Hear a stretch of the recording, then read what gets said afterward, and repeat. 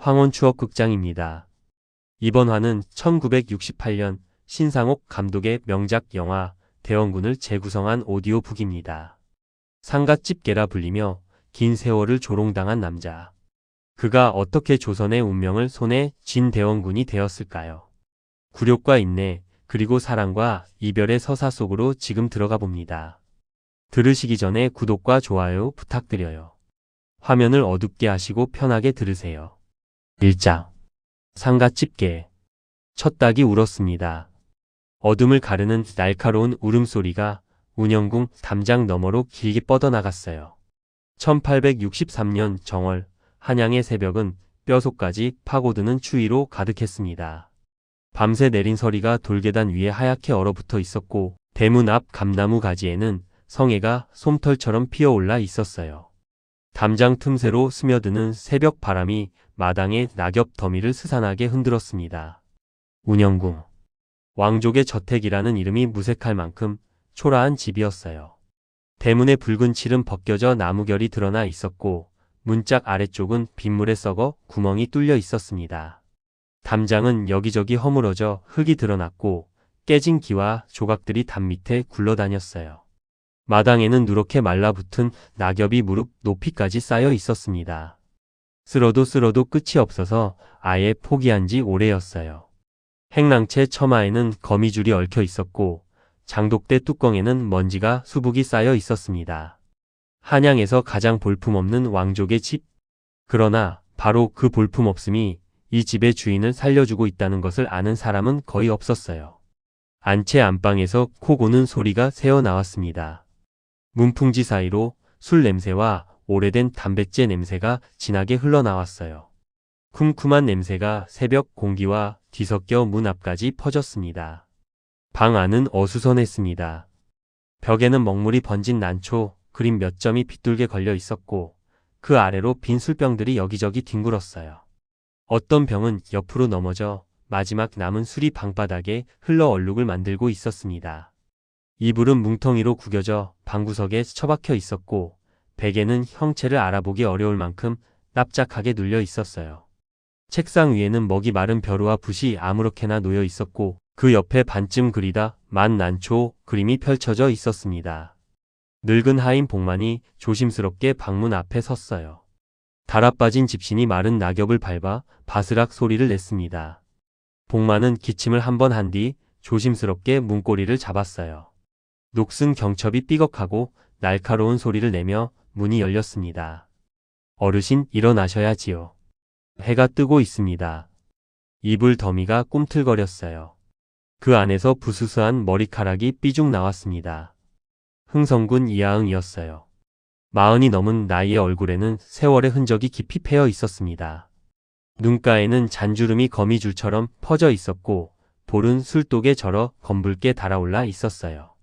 한때 날카로웠을 눈빛은 탁하게 흐려져 있었고, 눈꺼풀이 무겁게 처져 있었습니다. 턱수염은 며칠째 깎지 않아 거칠게 자라 있었고, 그 사이사이에 흰 수염이 섞여 있었어요. 두루마기 기세는 술 얼룩과 음식 찌꺼기가 말라붙어 있었습니다. 이하응은 길게 하품을 늘어뜨리며 몸을 일으켰어요. 눈을 비비고 방 안을 두리번거렸습니다. 빈 술병들이 눈에 들어왔어요. 어젯밤 얼마나 마셨는지 기억이 가물가물했습니다. 오늘이 무슨 날이더냐? 이하응이 쉰 목소리로 물었어요. 복만이 허리를 깊이 숙이며 대답했습니다. 김대감 댁에서 잔치가 있다 하지 않으셨습니까? 어젯밤에 분명히 말씀하셨습니다. 이하응의 입꼬리가 비틀어지듯 천천히 올라갔어요. 그렇지. 잊을 뻔했구나. 영의정 대감께서 부르시는데 안 가면 되겠느냐. 상갓집게가 밥을 얻으러 가야지. 오늘도 한바탕 굽신거리고 와야겠구나. 그 말을 내뱉는 순간이었습니다. 이하응의 눈빛이 찰나처럼 번뜩였어요. 술에 절어 무기력해 보이던 눈동자 깊은 곳에서 날카로운 빛이 스쳐 지나갔습니다. 마치 무딘 칼집 속에 감춰진 명검의 날처럼 서리빨 같은 광채였어요. 하지만 그것은 눈 깜짝할 사이에 사라졌습니다. 복만은 그것을 보지 못했어요. 설령 보았다 해도 착각이라 여겼을 겁니다. 한양 장안에서 흥성군 이하응을 모르는 사람은 없었습니다. 종로 저작거리의 상인들부터 북촌 양반가의 어르신들까지 모두가 그의 이름을 알았어요. 다만 그를 아는 방식이 문제였습니다. 사람들은 그를 상갓집게라 불렀어요. 초상집이 있다 하면 어김없이 나타나 곡도하지 않고 술상부터 찾았습니다. 제삿밥을 개걸스럽게 먹어 치우고 술을 퍼마신 뒤 취해서 비틀거리다 마당에 쓰러지곤 했어요. 상주가 눈을 흘겨도 아랑곳하지 않았습니다. 창피한 줄도 모르고 해벌쭉 웃으며 더 달라고 졸랐어요. 왕족의 체면이라곤 눈꼽만큼도 찾아볼 수 없었습니다. 궁도령이라는 별명도 있었어요. 기생집을 전전하며 외상술을 마시고 돈이 없어 도망치다 붙잡혀 망신을 당하기도 했습니다. 어느 양반과 담을 넘다가 개에게 쫓겨 바지가 찢어진 채로 골목을 뛰어다닌 적도 있었어요. 한양 사람들은 그 이야기를 술안주 삼아 웃었습니다. 그러나 이하응이 왜 그렇게 사는지 아는 사람은 거의 없었어요. 조선은 안동 김씨가 장악하고 있었습니다. 영의정 김자근을 필두로 한 김씨 일파가 조정의 모든 것을 좌지우지했어요. 철종은 허수아비 임금이었습니다. 옥자에 앉아있지만 결정권은 없었어요. 나라실은 왕이 아니라 안동 김씨가 결정했습니다. 인사권도 재정도 군사도 모두 그들의 손아귀에 있었어요. 그들에게 왕족이란 위험한 존재였습니다. 왕위에 오를 수 있는 피를 가진 자들, 언제든 반란의 깃발이 될 수 있는 자들. 그래서 종친 중에 조금이라도 야망이 있어 보이거나 총명해 보이는 자는 어김없이 제거되었어요. 역모 혐의를 뒤집어 씌워 유배를 보내거나 독이 든 약을 먹여 병사로 위장하거나 자객을 보내 암살했습니다. 지난 60년 동안 그렇게 사라진 왕족이 수십 명이었어요. 이하응은 그것을 알았습니다. 뼈저리게 알았어요. 형이 그렇게 죽었고 삼촌이 그렇게 유배를 갔고 사촌이 그렇게 사라졌습니다. 바보가 아니면 죽는 세상. 똑똑하면 목이 날아가는 세상. 그래서 그는 완벽한 바보가 되기로 작정했어요. 술에 빠지고 여자에 빠지고 체면을 내던지고 조롱을 달게 받아들였습니다. 그 조롱이 자신을 살린다는 것을 알았으니까요. 낮이 되자 이하응은 김좌근의 대저택으로 향했습니다. 북촌 한복판에 자리한 대저택은 운영군과는 하늘과 땅 차이였어요. 높이 솟은 솟을 때문에는 금박을 입힌 문양이 새겨져 있었고 담장은 깨끗하게 회칠이 되어 햇빛에 눈부시게 빛났습니다. 대문 앞에는 화려한 가마들이 줄지어 서 있었어요. 사인교, 남여, 초원 등 갖가지 가마들이 장관을 이루었습니다. 가마꾼들이 대문 밖에서 웅성거리며 주인을 기다렸어요. 비단 옷을 걸친 양반들이 하나둘 모여들었습니다. 옥색, 연두색, 남색 도포에 금관자를 단 갓을 쓴 당상관들이 서로 읍하며 인사를 나눴어요. 그들 사이로 이하응이 낡은 두루마기를 걸치고 비틀거리며 끼어들었습니다. 문지기가 코웃음을 쳤어요. 또 오셨소 흥선대감. 오늘도 술 얻어 드시러 오셨소? 그럼 어디서 공짜 술을 마시겠느냐. 이하응이 해벌쭉 웃었습니다. 김대감 댁 술이 한양에서 제일 아니더냐. 문지기가 피식 웃으며 길을 열어주었어요. 막을 이유가 없었습니다. 상갓집게를 막아서 뭐 하겠어요. 오히려 구경거리가 하나 더 늘었다고 생각했을 겁니다. 저택 앞마당은 화려함의 극치였습니다. 넓은 마당 한가운데 커다란 차일이 쳐져 있었고 그 아래 수십 개의 상이 가지런히 놓여 있었어요. 붉은 주치를 한 소반 위에는 산의 진미가 가득 차려져 있었습니다. 통째로 구운 돼지고기, 붉게 양념한 갈비찜, 알록달록한 전유어, 산더미처럼 쌓인 약과와 다시기 보는 이의 눈을 사로잡았어요. 귀한 용봉탕에서 김이 모락모락 피어올랐고 청아백자 술병에 담긴 약주가 탁자마다 놓여 있었습니다. 마당 한쪽에서는 풍악이 울려 퍼졌어요. 가야금, 검은고, 해금, 피리, 장구, 북이 어우러져 흥겨운 선율을 자아냈습니다. 고운 치마 저고리를 입은 기생들이 춤을 추며 술을 따랐어요. 비단 치마 폭이 바람에 펄럭일 때마다 은은한 향 냄새가 퍼졌습니다. 양반들은 큰 소리로 웃으며 잔을 기울였어요. 권력의 중심에 있다는 자부심이 그들의 얼굴에 가득했습니다. 안동 김씨 일파와 그들에게 빌붙은 자들의 연애. 권력의 냄새가 음식 냄새보다 더 진하게 풍겼어요. 이하응은 구석 자리에 슬그머니 앉았습니다. 아무도 그에게 인사하지 않았어요. 눈길조차 주지 않았습니다. 마치 그가 보이지 않는 사람인 것처럼. 그는 혼자서 술잔을 들어 입에 털어 넣었어요. 차가운 술이 목구멍을 타고 내려갔습니다. 잔치는 무르익어 갔어요. 양반들이 술에 취해 목소리가 점점 높아졌습니다. 기생들의 노래가 흥겨워지고 풍악 소리가 마당을 가득 채웠어요. 그 흥청거림 속에서 이하응은 홀로 구석에 앉아 술잔만 기울였습니다. 한 양반이 이하응을 발견하고 부채로 그를 가리키며 킬킬거렸어요. 여보게들 저놈 좀 봐라. 왕족이라는 놈이 밥을 얻어먹으러 왔어. 걔보다 못한 것이 저게 선조대왕의 피를 이었다는 게 믿기나 하는가? 주변 양반들이 고개를 돌려 이하응을 쳐다보았습니다. 비웃음이 여기저기서 터져 나왔어요. 다른 양반이 부채로 입을 가리며 맞장 굳혔습니다. 저놈은 아예 뇌가 없어. 머릿속이 텅텅 비었지. 그래서 오래 사는 거야. 쓸모없는 놈이니까 죽일 가치도 없는 거지. 죽여봤자 손에 피만 묻히는 거 아닌가. 하하. 또 다른 양반이 거들었어요. 들었나? 저놈이 지난달에 박판서 댁초상에서 무슨 짓을 했는지? 곡을 하다 말고 제사상 앞에서 잠이 들었다더군. 코를 드르렁드르렁 골면서. 상주가 발로 걷어차서 겨우 깨웠다는 거야. 웃음소리가 연회장에 더 크게 퍼졌습니다. 경멸과 조롱이 뒤섞인 비웃음이었어요. 여기저기서 킬킬대는 소리가 터져 나왔습니다. 기생들까지 소매로 입을 가리고 웃었어요. 이하응은 해벌쭉 웃으며 술잔을 들어 올렸어요. 대감들 오늘 술이 참 좋습니다. 고맙습니다. 이 흥선이 대감들 덕에 잘 먹고 삽니다. 대감들 만수무 강하시옵소서. 더 큰 웃음이 터져 나왔습니다. 양반들은 배를 잡고 웃었어요. 저것 봐라. 창피한 줄도 모르고 고맙다고 하네. 저런 놈이 왕족이라니 조선 왕실이 참으로 한심하구나. 하하. 이하응은 계속 웃었습니다.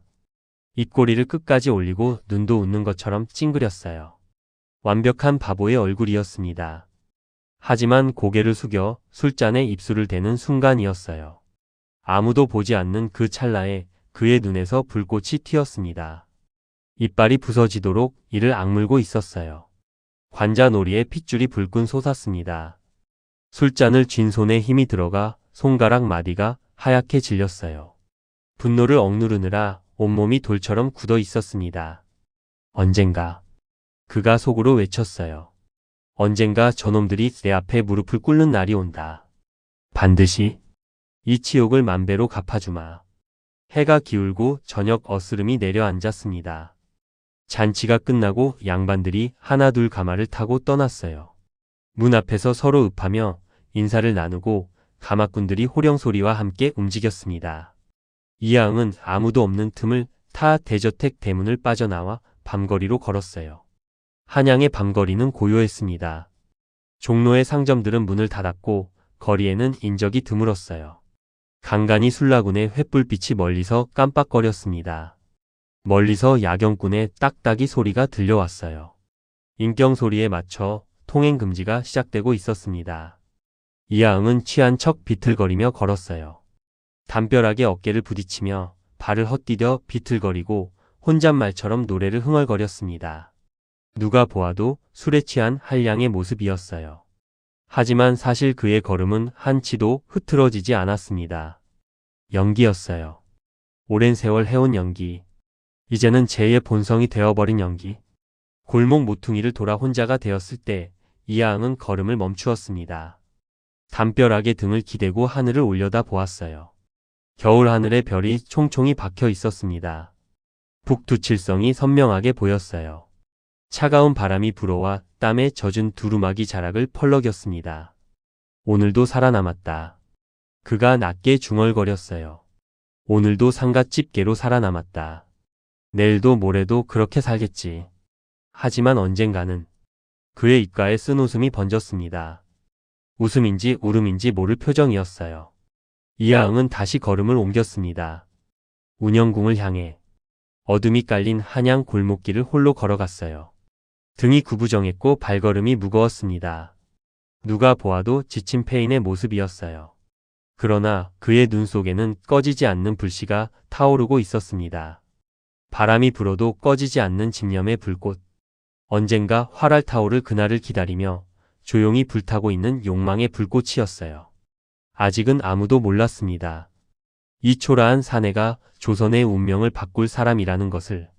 상갓집게라 불리는 이 남자가 60년 세도 정치를 무너뜨릴 사람이라는 것을.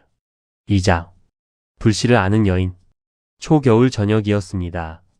해가 서산 너머로 기울어 한양의 하늘이 붉게 물들었어요. 저녁 노을이 기와 지붕 위로 번져 나가다가 이내 어둠에 삼켜졌습니다. 골목마다 등불이 띄엄띄엄 켜지기 시작했어요.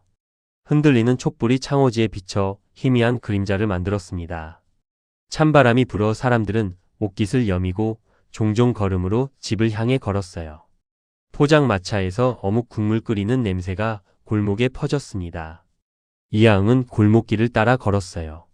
북촌의 큰 길을 피해 좁은 뒷골목을 택했습니다. 양반가의 담장 사이로 난 오솔길을 지나 언덕을 넘었어요. 사람들 눈에 띄지 않으려는 것이었습니다. 상갓집게가 기생집을 찾아가는 건 흔한 일이었지만 이 집만은 달랐어요. 주막 뒷문을 열고 안으로 들어갔습니다. 술 냄새와 음식 냄새가 뒤섞인 공기가 코를 찔렀어요. 전 부치는 기름 냄새, 막걸리 냄새, 담배 연기가 한데 어우러져 있었습니다. 안채에서는 손님들이 노래를 부르고 박수를 치는 소리가 들려왔어요. 누군가 장구를 치며 흥을 돋우는 소리도 났습니다.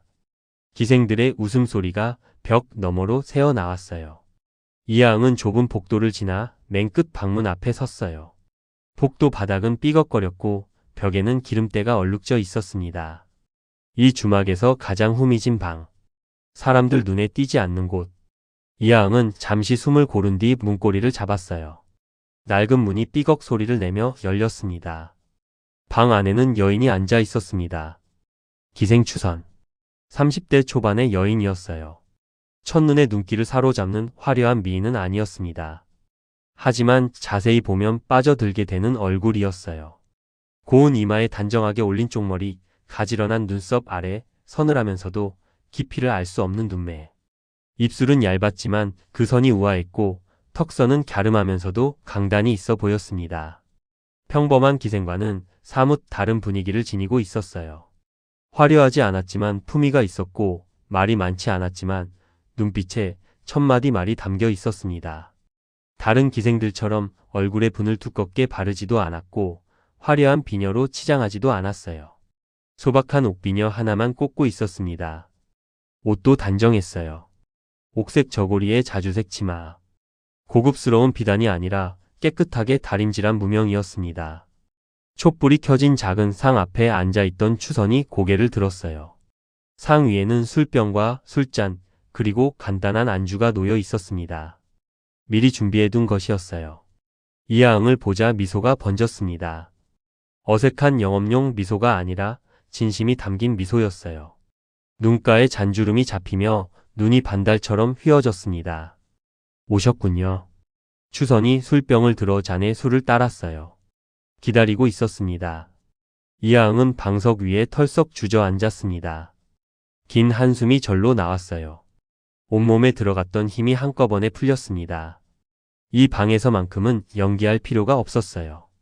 오늘도 김대감 댁에서 술을 얻어 드셨다면서요. 추선이 술잔을 내밀며 물었습니다. 이하응은 술잔을 받아 단숨에 비웠어요. 목구멍이 뜨거웠습니다. 얻어먹었지. 상갓집게가 밥을 얻어먹는 것이 뭐 이상한 일이냐. 얻어먹고 살아야지. 내가 할 줄 아는 거라곤 그것밖에 없으니. 그 말을 하는 이하응의 입가에는 쓴 웃음이 번져 있었어요. 자조적인 웃음이었습니다. 추선의 손이 술잔 위에서 멈추었어요. 그녀가 이하응을 똑바로 바라보았습니다. 오랫동안 말없이 바라보다가 천천히 입을 열었어요. 그 말씀을 하실 때 눈이 웃지 않으시네요. 이하응의 표정이 굳었습니다. 술잔을 들던 손이 공중에서 멈추었어요. 촛불이 흔들렸습니다. 한양에서 유일하게 자신의 눈을 똑바로 들여다보는 사람이었어요. 다른 사람들은 이하응을 보면 비웃거나 무시하거나 동정했습니다. 코웃음을 치거나 아예 없는 사람 취급하거나 불쌍하다는 눈빛으로 쳐다보았어요. 그런데 추선은 달랐습니다. 처음 만난 날부터 그랬어요. 추선은 이하응의 눈 속에 있는 것을 보았습니다. 다른 사람들은 보지 못하는 것을.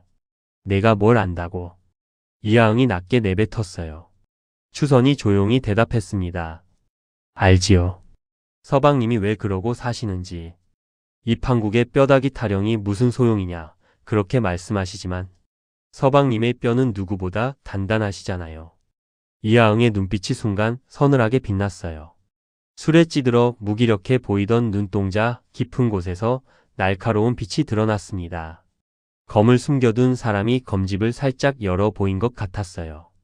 서리빨 같은 광채였습니다. 추선은 그 빛을 피하지 않고 정면으로 마주 보았어요. 잠시 침묵이 흘렀습니다. 촛불이 타들어가는 소리만 방 안에 가득했어요. 밖에서 바람이 불어 창호지가 퍼덕거렸습니다. 이하응이 먼저 입을 열었어요. 내 아들 명복이를 받느냐. 추선이 고개를 끄덕였습니다. 네, 지난번에 배웠지요. 총명하기가 남다르시던데요. 눈빛이 맑고 또렷했어요. 아버지 닮아 영특하십니다. 이하응은 빈 술잔을 내려놓았어요.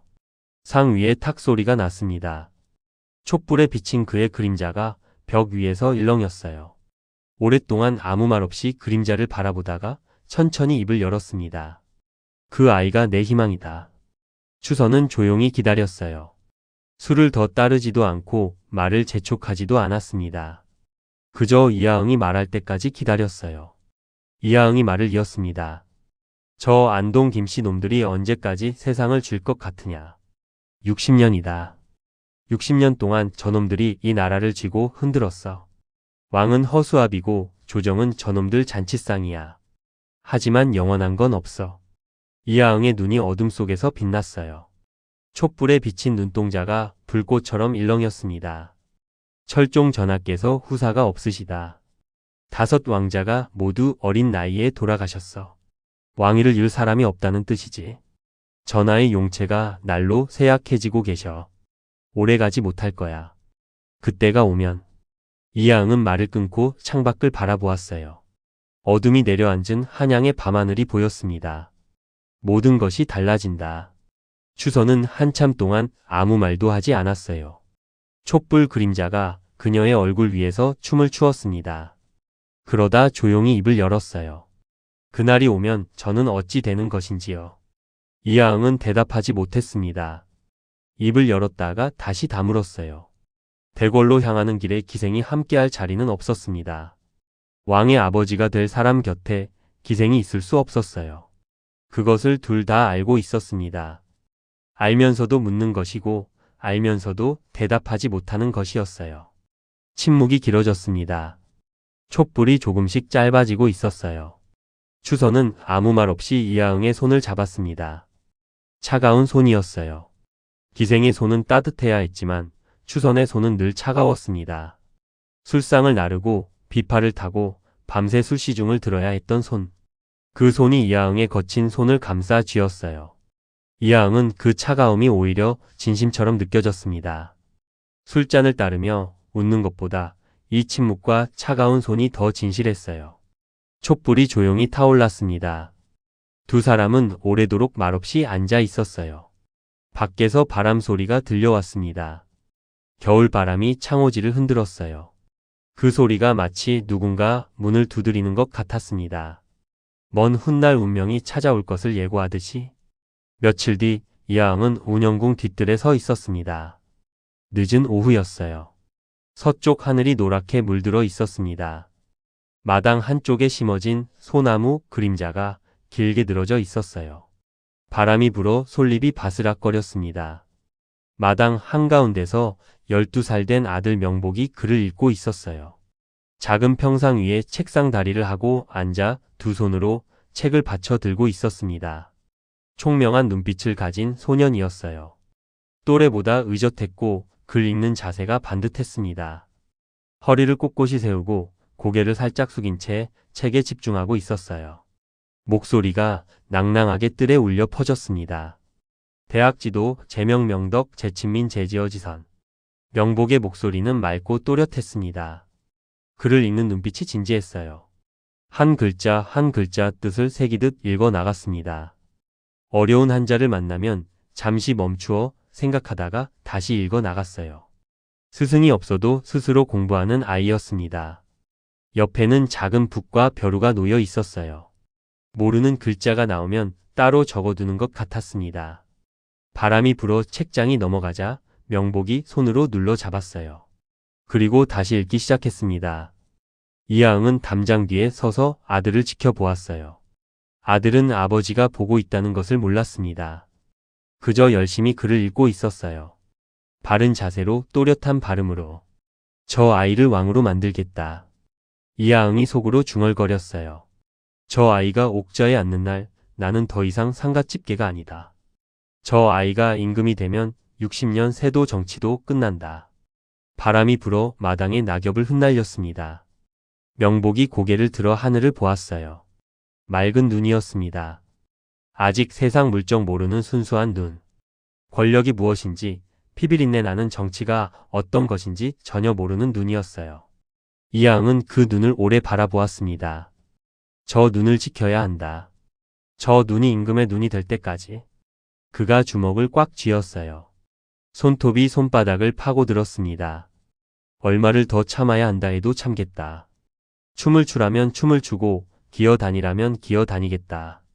침을 뱉어도 웃겠다. 발에 차여도 일어나겠다. 하지만 반드시 그날이 온다. 저 아이가 왕이 되는 날. 이하응은 돌아서서 방으로 들어갔습니다. 문을 닫고 방 안을 둘러보았어요. 책상 위에 붓과 먹이 놓여 있었습니다. 오래된 벼루였어요. 조상 대대로 물려받은 것이었습니다. 가난해도 이것만은 팔지 않았어요. 벼루에 물을 붓고 먹을 갈기 시작했습니다. 사각사각 먹 가는 소리가 고요한 방 안에 울렸어요. 천천히 일정한 속도로 먹을 갈았습니다. 마음을 가라앉히는 시간이었어요. 분노도, 치욕도, 희망도 모두 가라앉히고 오직 먹과 벼루에만 집중했습니다. 먹물이 짙어지자 붓에 묻혔어요. 양털로 만든 부드러운 붓이었습니다. 이하응은 잠시 숨을 고른 뒤 종이 위에 붓을 내렸어요. 난초를 그리기 시작했습니다. 첫 획이 종이 위에 그어졌어요. 힘 있으면서도 우아한 선이었습니다. 미치광이의 손이 아니었어요. 날카롭고 정교한 예술가의 손이었습니다. 두 번째 획, 세 번째 획. 난초 잎이 하나씩 모습을 드러냈어요. 잎 하나하나에 기품이 담겨 있었고 줄기에는 꺾이지 않는 절개가 서려 있었습니다. 바람에 흔들려도 꺾이지 않는 난초의 굳건함이 붓끝에서 살아났어요.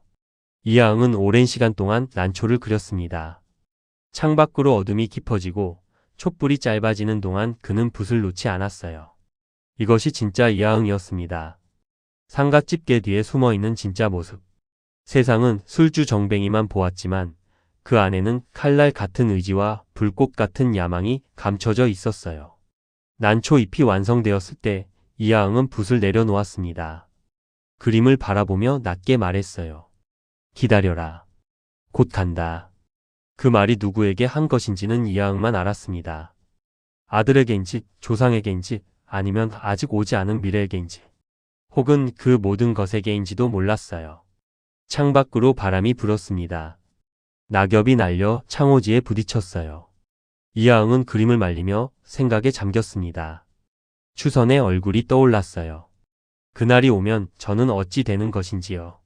그녀의 목소리가 귓가에 맴돌았습니다. 세상에 단 한 사람, 자신의 진심을 알아주는 사람이 있다는 것. 그것이 이하응을 버티게 했어요. 모든 사람이 그를 미치광이라 불러도 단 한 사람만은 진짜 그를 보아주었습니다. 그것만으로도 오랜 세월을 버텨온 것이었어요. 앞으로 또 그만큼을 버텨야 한다 해도 버틸 수 있을 것 같았습니다. 이하응은 다 마른 그림을 조심스럽게 접어 서랍에 넣었습니다. 그동안 그린 난초 그림들이 차곡차곡 쌓여 있었어요. 아무도 모르는 그의 비밀이었습니다. 그리고 다시 술병을 들었어요. 취한 척해야 했습니다. 내일도 모레도 그날이 올 때까지. 상갓집계로 살아야 했어요. 하지만 마음속 불씨는 꺼지지 않았습니다. 오히려 더 뜨겁게 타오르고 있었어요. 언젠가 이 불씨가 온 세상을 태울 날이 올 것이었습니다. 3장. 창덕궁의 밀서. 창덕궁 후원에 매화가 피어 있었어요. 하얀 꽃잎이 연못가에 늘어선 가지마다 가득 달려 있었습니다. 바람이 불 때마다 꽃잎이 흩날려 물 위에 떨어졌어요. 수면에 닿은 꽃잎이 동그란 파문을 만들어냈습니다. 연못가에는 버드나무가 연두색 새순을 늘어뜨리고 있었고 정자 처마 밑에서는 제비가 둥지를 틀고 있었어요. 후원 가득 매화 향기가 퍼졌습니다. 달콤하고 그윽한 향기가 봄바람을 타고 흘러왔어요. 멀리서 새 울음소리가 들려왔습니다. 꾀꼬리가 노래하고 까치가 지저귀며 종달새가 하늘 높이 날아올랐어요. 겨울의 기나긴 침묵이 끝나고 온 세상이 깨어나고 있었습니다. 신정왕후 조대비가 연못가 난간에 기대어 서 있었어요. 60이 넘은 나이였습니다. 등이 조금 굽었고 머리카락에는 흰 서리가 내려앉아 있었어요. 주름진 손등에는 세월의 흔적이 가득했습니다. 오늘은 자주색 당의에 남색 치마를 걸치고 있었어요. 가채에는 금비녀가 꽂혀 있었고 귀에는 옥 귀걸이가 흔들렸습니다. 그러나 눈빛만은 여전히 형형했어요. 마치 매의 눈처럼 날카롭고 깊었습니다. 한번 노려보면 간담이 서늘해지는 그런 눈이었어요. 익종의 비자 헌종의 어머니. 조선 왕실의 실질적 어른이었습니다. 그러나 안동 김씨의 세도 아래에서 그녀의 권한도 제한되어 있었어요. 철종이 즉위한 이래로 조정의 모든 일은 김씨 일파가 결정했습니다. 왕은 허수아비였고 대비는 구중궁궐에 갇혀있는 존재나 다름없었어요. 조대비가 무슨 말을 해도 김작은이 고개를 저으면 그만이었습니다. 60년 세도 정치 앞에서 왕실의 어른도 무력했어요. 하지만 조대비는 기다리고 있었습니다. 때가 오기를. 60년 세도 정치가 끝나는 날을. 그녀는 인내심이 강한 사람이었어요. 궁중에서 수십 년을 버텨온 여인이었습니다. 시어머니의 눈총을 받으며 안동 김씨의 압박을 견디며 아들을 잃는 슬픔을 삼키며 살아온 세월. 기다릴 줄 아는 사람만이 살아남는 곳. 그곳에서 그녀는 끝까지 살아남았어요. 대비마마. 조용한 목소리가 들려왔습니다. 궁녀가 조심스럽게 다가왔어요. 주위를 살피며 작은 두루마리를 꺼내 내밀었습니다. 흥성군이 보낸 서찰이 옵니다. 조대비가 눈을 가늘게 떴어요. 주위를 둘러보았습니다. 정원에는 아무도 없었어요. 나뭇가지 사이로 새 울음소리만 들려왔습니다. 경비 내관들도 멀찌감치 떨어져 있었어요. 조대비는 안심한 듯 서찰을 받아 조심스럽게 펼쳤습니다. 먹으로 쓴 글씨가 눈에 들어왔어요. 힘 있으면서도 절제된 필체였습니다. 글씨 하나하나에 기품이 담겨 있었어요. 획 하나도 흐트러짐이 없었습니다. 글씨체만 봐도 보통 사람이 아니라는 것을 알 수 있었어요. 상갓집계가 쓴 글씨가 아니었습니다. 시정잡배의 손에서 나온 글씨가 아니었어요. 전하의 옥체가 날로 쇠약해지고 계시옵니다. 기침이 잦으시고 안색이 누르시다 하옵니다. 혹시 경사가 생기지 않으시면 누가 종통을 이을 것이옵니까? 신은 그저 옥쇠를 굳건히 지켜주시옵기만을 바라옵니다. 조대비는 서찰을 다 읽은 뒤 천천히 접었습니다. 품 안에 넣고 연못을 바라보며 생각에 잠겼어요. 매와 꽃잎이 물 위에 떨어져 둥실둥실 떠다녔습니다. 바람이 불어 수면에 잔물결이 일었어요. 철종은 병약했어요. 즉위한 이래로 건강이 좋지 않았습니다. 기침이 잦았고 얼굴이 늘 창백했어요. 날로 수척해지고 있었습니다. 어이들이 온갖 약을 써도 차도가 없었어요. 인삼, 녹용, 웅담까지 써봤지만 소용없었습니다. 어떤 어이는 폐에 병이 들었다 했고 다른 어이는 심기가 허하다 했어요. 하지만 누구도 완치시키지 못했습니다. 무엇보다 후사가 없었어요. 5 왕자가 모두 어린 나이에 세상을 떠났습니다. 첫째 왕자는 태어난 지 석 달 만에 홍역에 걸려 떠났어요. 둘째는 돌도 되기 전에 경기를 일으켜 숨을 거두었습니다. 셋째와 넷째도 비슷한 운명이었어요. 다섯째 왕자마저 3살을 넘기지 못하고 천연두로 세상을 떠났습니다. 왕위를 이을 사람이 없었어요. 궁중에서는 왕실에 저주가 내렸다는 소문까지 돌았습니다. 이대로 가면 안동 김씨들이 자신들에게 유리한 종친을 골라 왕위에 앉힐 것이었습니다. 또다시 허수아비 왕을 세우고 또다시 60년 세도 정치를 이어갈 것이었어요. 그것만은 막아야 했습니다. 흥성군이라. 조대비가 낮게 중얼거렸어요. 연못 위로 매와 꽃잎이 떨어졌습니다. 남들은 이하응을 미치광이라 했어요. 상갓집게 술주 정뱅이 한량. 조정에서는 웃음거리였고 양반들 사이에서는 경멸의 대상이었습니다. 누구도 그를 진지하게 여기지 않았어요. 그러나 조대비는 달리 보았습니다. 몇 년 전 궁중 연회에서 이하응을 본 적이 있었어요. 시정 잡배들 사이에서 술을 마시며 해벌쭉 웃고 있었습니다. 다들 그를 비웃었어요. 손가락질하며 킬킬거리고 조롱했습니다. 하지만 조대비는 그의 눈빛을 보았어요. 술에 절어 있으면서도 어딘가 깨어있는 눈. 방탕함 뒤에 감춰진 날카로움. 취한 척하면서도 주변을 살피는 시선. 다른 사람들은 그저 술주 정뱅이만 보았지만 조대비는 다른 것을 보았습니다. 그 눈에는 불씨가 있었어요. 꺼지지 않는 불씨. 언젠가 활활 타오를 불꽃의 씨앗이었습니다.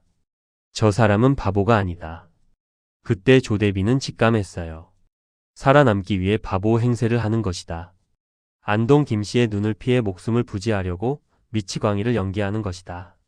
60년 세도 정치 동안 얼마나 많은 종친이 사라졌는지. 야망이 있는 척했다가 죽은 자가 수십 명이었어요. 이하응은 그것을 알기에 바보가 된 것이었습니다. 그 직감은 틀리지 않았어요. 조대비는 연못에서 눈을 떼고 궁녀에게 말했어요. 조성아를 불러라. 은밀히. 며칠 뒤 깊은 밤이었습니다. 자지가 넘어 축시로 넘어가는 시각이었어요. 한양 전체가 고요히 잠들어 있었습니다. 인경이 울리고 통행 금지가 시작된 지 오래였어요. 거리에는 술라군의 발소리만 간간히 들려왔습니다. 운영궁 뒷문이 조용히 열렸어요. 달빛만 희미하게 비추는 어둠 속에서 그림자 하나가 안으로 들어왔습니다. 갓을 깊이 눌러쓰고 두루마기 깃을 세운 사내였어요. 얼굴을 알아보기 어려울 정도로 몸을 숨기고 있었습니다. 조성아. 조대비의 친정 조카였어요. 풍양 조씨 가문의 핵심 인물이었습니다. 이하응이 직접 마중을 나왔어요. 복만을 비롯한 하인들은 모두 잠자리에 들게 했습니다. 아무도 이 만남을 알아서는 안 되었어요. 두 사람은 아무 말 없이 고개만 끄덕이고 안으로 들어갔습니다. 마당을 가로질러 뒷방으로 향했어요. 발소리를 죽이고 숨소리도 낮추었습니다. 자갈 밟는 소리조차 내지 않으려고 조심했어요. 뒷방 문을 열고 들어갔습니다. 방 안에는 촛불 하나만 켜져 있었어요. 희미한 불빛이 두 사람의 얼굴을 비추었습니다. 벽에는 그림자가 길게 드리워져 있었어요. 창문에는 두꺼운 종이를 덧붙여 밖에서 불빛이 새어나가지 않도록 했습니다. 이하응이 문을 닫고 주위를 살폈습니다. 창문으로 밖을 내다보았어요. 아무도 없었습니다. 담장 너머로 바람에 흔들리는 나뭇가지만 보였어요. 앉으시오. 이하응이 방석을 가리키며 말했습니다. 두 사람이 마주 앉았어요. 촛불이 흔들렸습니다. 그림자가 벽 위에서 춤을 추듯 일렁였어요. 조성아가 먼저 입을 열었습니다. 목소리를 최대한 낮추었어요. 귓속말처럼 작은 소리였지만 그 안에 담긴 무게는 천근만근이었습니다. 대비마마께서 뜻을 전하셨습니다. 이하응의 심장이 빠르게 뛰기 시작했어요. 겉으로는 아무렇지 않은 척했지만 손바닥에 식은땀이 배어났습니다. 무릎 위에 올려놓은 손이 미세하게 움직였어요. 이 순간을 얼마나 기다려왔는지. 손꼽아 헤아릴 수 없는 세월 동안 밤마다 꿈꾸었던 순간이었어요.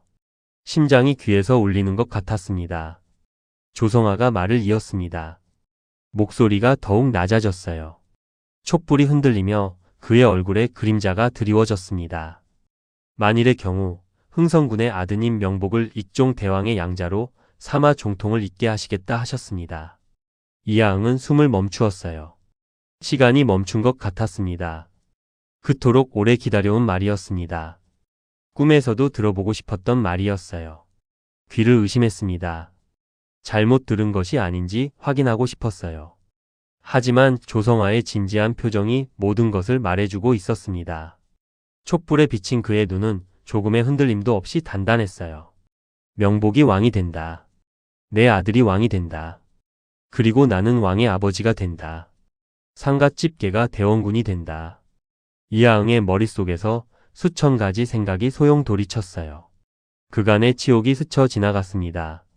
조롱당하고 멸시당하고 발에 채이던 날들. 침을 뱉어도 웃어야 했던 순간들.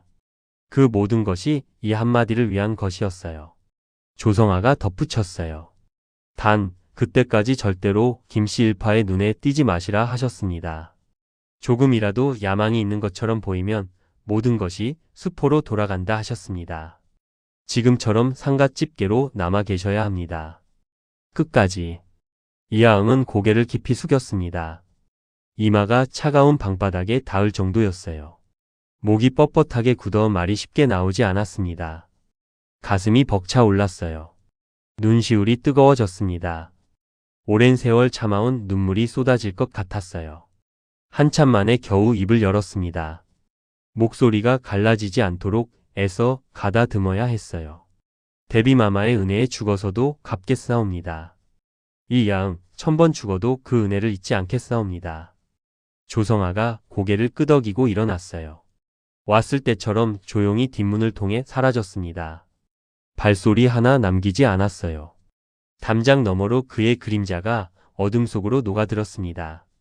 마치 처음부터 아무도 오지 않았던 것처럼. 이하응은 오래도록 어둠 속에 홀로 앉아 있었습니다. 꼼짝도 하지 않았어요. 마치 석상이 된 것처럼. 촛불이 조용히 타들어갔어요. 밀랍 녹는 냄새가 방 안에 가득 퍼졌습니다. 심지가 탁 소리를 내며 꺾이자 불꽃이 흔들렸어요. 그림자가 벽 위에서 춤을 추듯 일렁였습니다. 어둠이 조금씩 짙어져 갔어요. 긴 세월이었습니다. 바보 행세를 시작한 이래로 흘러간 세월. 조롱을 당하고 멸시를 받고 침을 뱉어지고 발에 차이면서 버텨온 나날들. 이를 악물고 견딘 밤들. 분노를 삼키며 웃어야 했던 날들. 술에 취한 척하며 넘어져야 했던 순간들. 상갓집 개라 불리며 꼬리를 흔들어야 했던 치욕의 세월. 그 모든 것이 헛되지 않았다는 것을 확인한 순간이었어요. 형이 역적으로 몰려 죽을 때도 참았습니다. 삼촌이 유배를 갈 때도 참았어요. 사촌들이 하나둘 사라질 때도 참았습니다. 참고 또 참았어요. 살아남기 위해, 복수하기 위해, 아들을 왕으로 만들기 위해. 이하응의 입가에 웃음이 번졌습니다. 조금씩 천천히. 그리고 그 웃음은 점점 커져갔어요. 소리 없이 웃었습니다. 어깨가 들썩거렸어요. 촛불이 꺼지고 어둠이 내려앉아도 그 웃음은 사라지지 않았습니다. 어둠 속에서 그의 눈만 이상하게 빛나고 있었어요. 광기 어린 빛이었습니다. 그간 억눌러온 모든 감정이 터져 나오는 것 같았어요. 그러나 아직 때가 아니었습니다. 철종은 아직 살아있었고 안동 김씨는 여전히 조정을 장악하고 있었어요. 이하응은 계속 기다려야 했습니다. 계속 바보로 살아야 했어요. 조금이라도 야망을 드러내면 모든 것이 물거품이 될 터였습니다. 하지만 이제는 달랐어요. 끝이 보였습니다. 터널 끝에 빛이 보이는 것처럼 이하응은 자신이 나아갈 방향을 확실히 알게 되었어요. 밀서 한 장이 그간의 세월을 의미있게 만들어 주었습니다. 조금만 더. 그가 어둠 속에서 중얼거렸습니다. 조금만 더 참자. 반드시 그날이 온다. 반드시. 명복이 옥자에 앉고 내가 조정을 쥐는 날.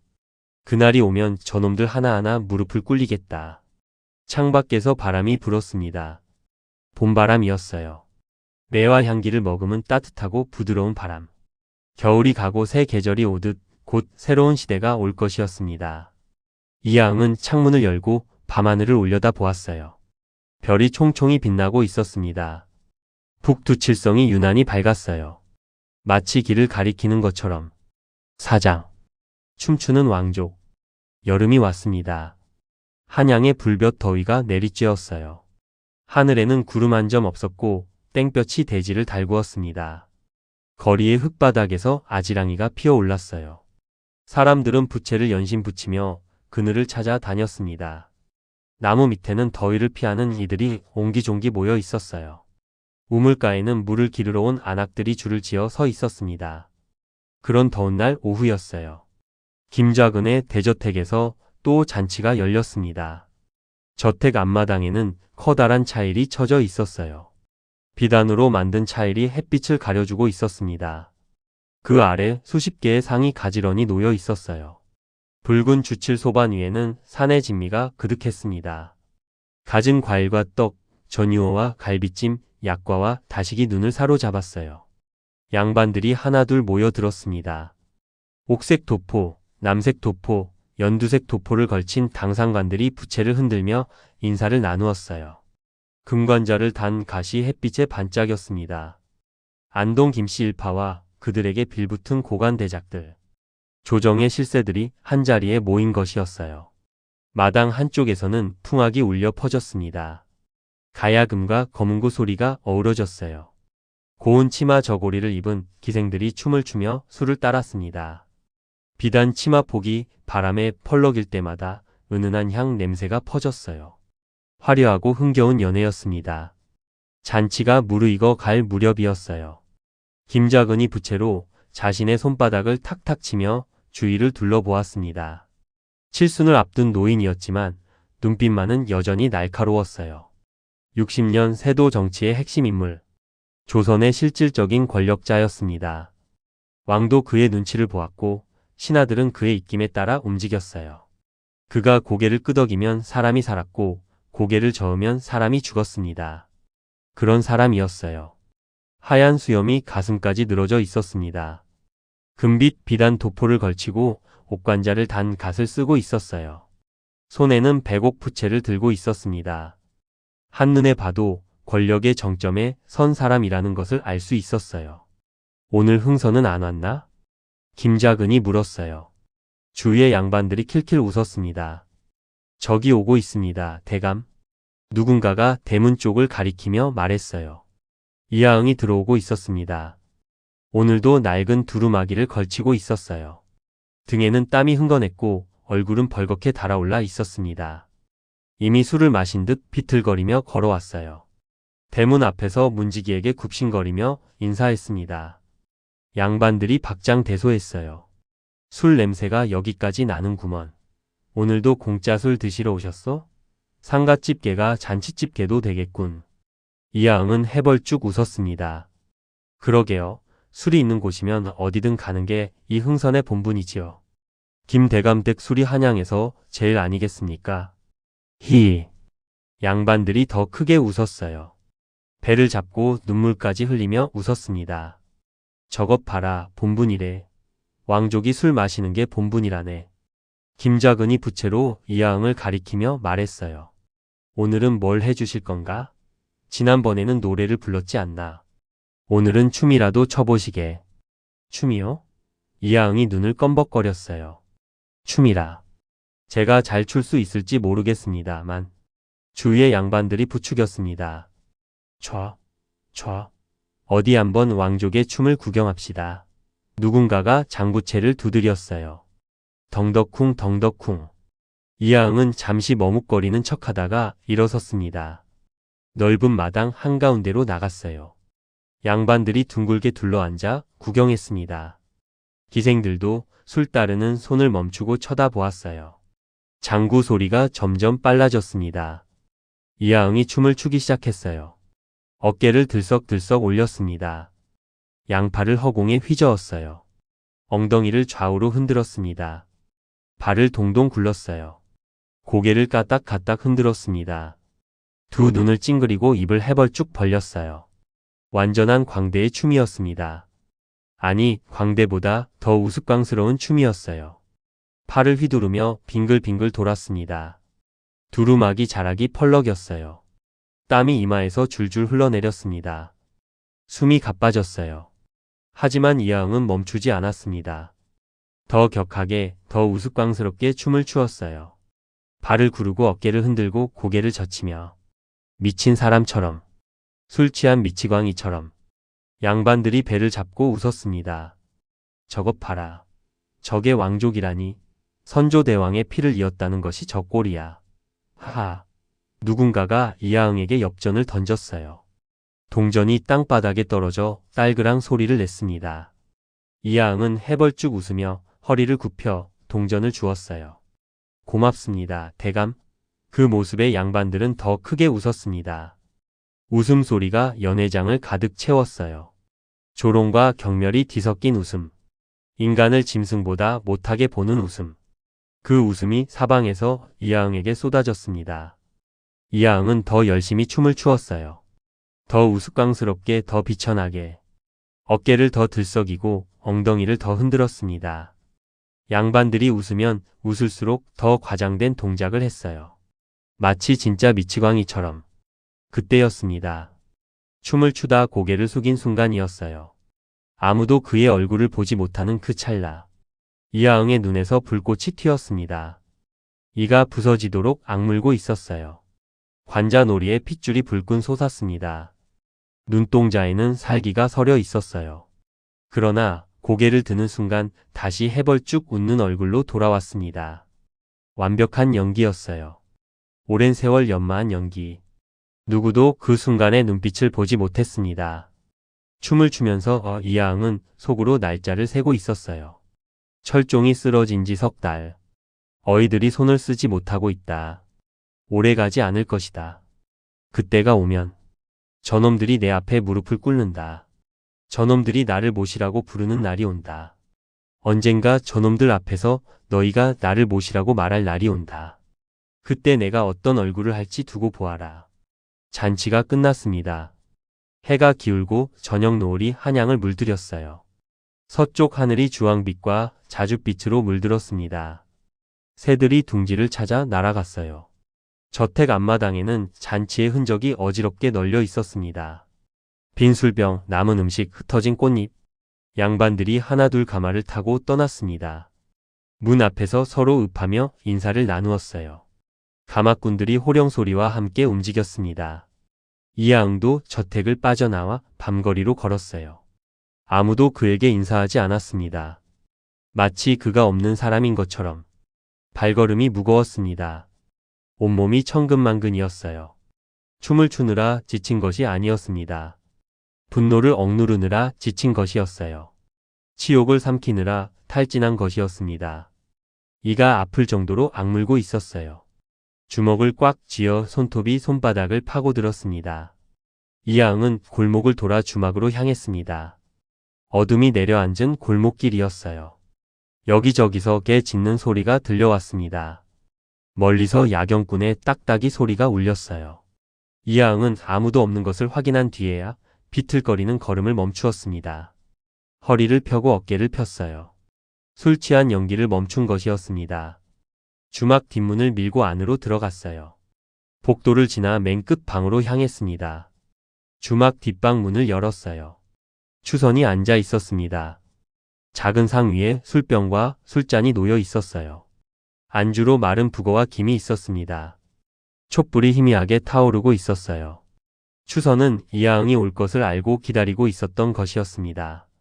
추선은 이하응을 보고 아무 말도 하지 않았어요. 말이 필요 없었습니다. 이하응의 얼굴을 보는 순간 모든 것을 알았으니까요. 눈가에 서린 분노, 입술 끝에 맺힌 굴욕, 두루마기에 땀이 흥건했고 얼굴에는 피로가 역력했어요. 오늘도 또 춤을 추었구나. 오늘도 또 짐승처럼 취급당했구나. 추선의 마음이 아팠습니다. 이하응은 털썩 주저앉았습니다. 다리에 힘이 풀린 것 같았어요. 아무 말 없이 술잔을 들어 입에 털어 넣었습니다. 술이 목구멍을 태웠어요. 한 잔, 두 잔, 세 잔. 연달아 마셨습니다. 추선이 조용히 술을 따랐어요. 잔이 빌 때마다 채워주었습니다. 한참 동안 침묵이 흘렀어요. 이하응이 낮게 말했습니다. 언젠가 저놈들 앞에서 나를 모시라고 말할 날이 온다. 추선은 그의 손을 보았어요. 술잔을 쥔 손이 떨리고 있었습니다. 분노와 치욕으로 온몸이 떨리고 있었어요. 오랜 세월 억눌러온 분노. 그것이 지금 터져 나오려 하고 있었습니다. 추선은 조용히 그의 손을 감싸 쥐었어요. 차가운 손이었습니다. 하지만 그 차가움이 이하응의 타오르는 분노를 조금씩 식혀주었어요. 알아요. 추선이 낮게 속삭였습니다. 그날이 곧 올 거예요. 서방님은 그날을 위해 오늘을 참으시는 거잖아요. 이하응은 아무 말도 하지 않았습니다. 대신 추선의 손을 꽉 쥐었어요. 말없이 두 사람은 밤새 술을 마셨습니다.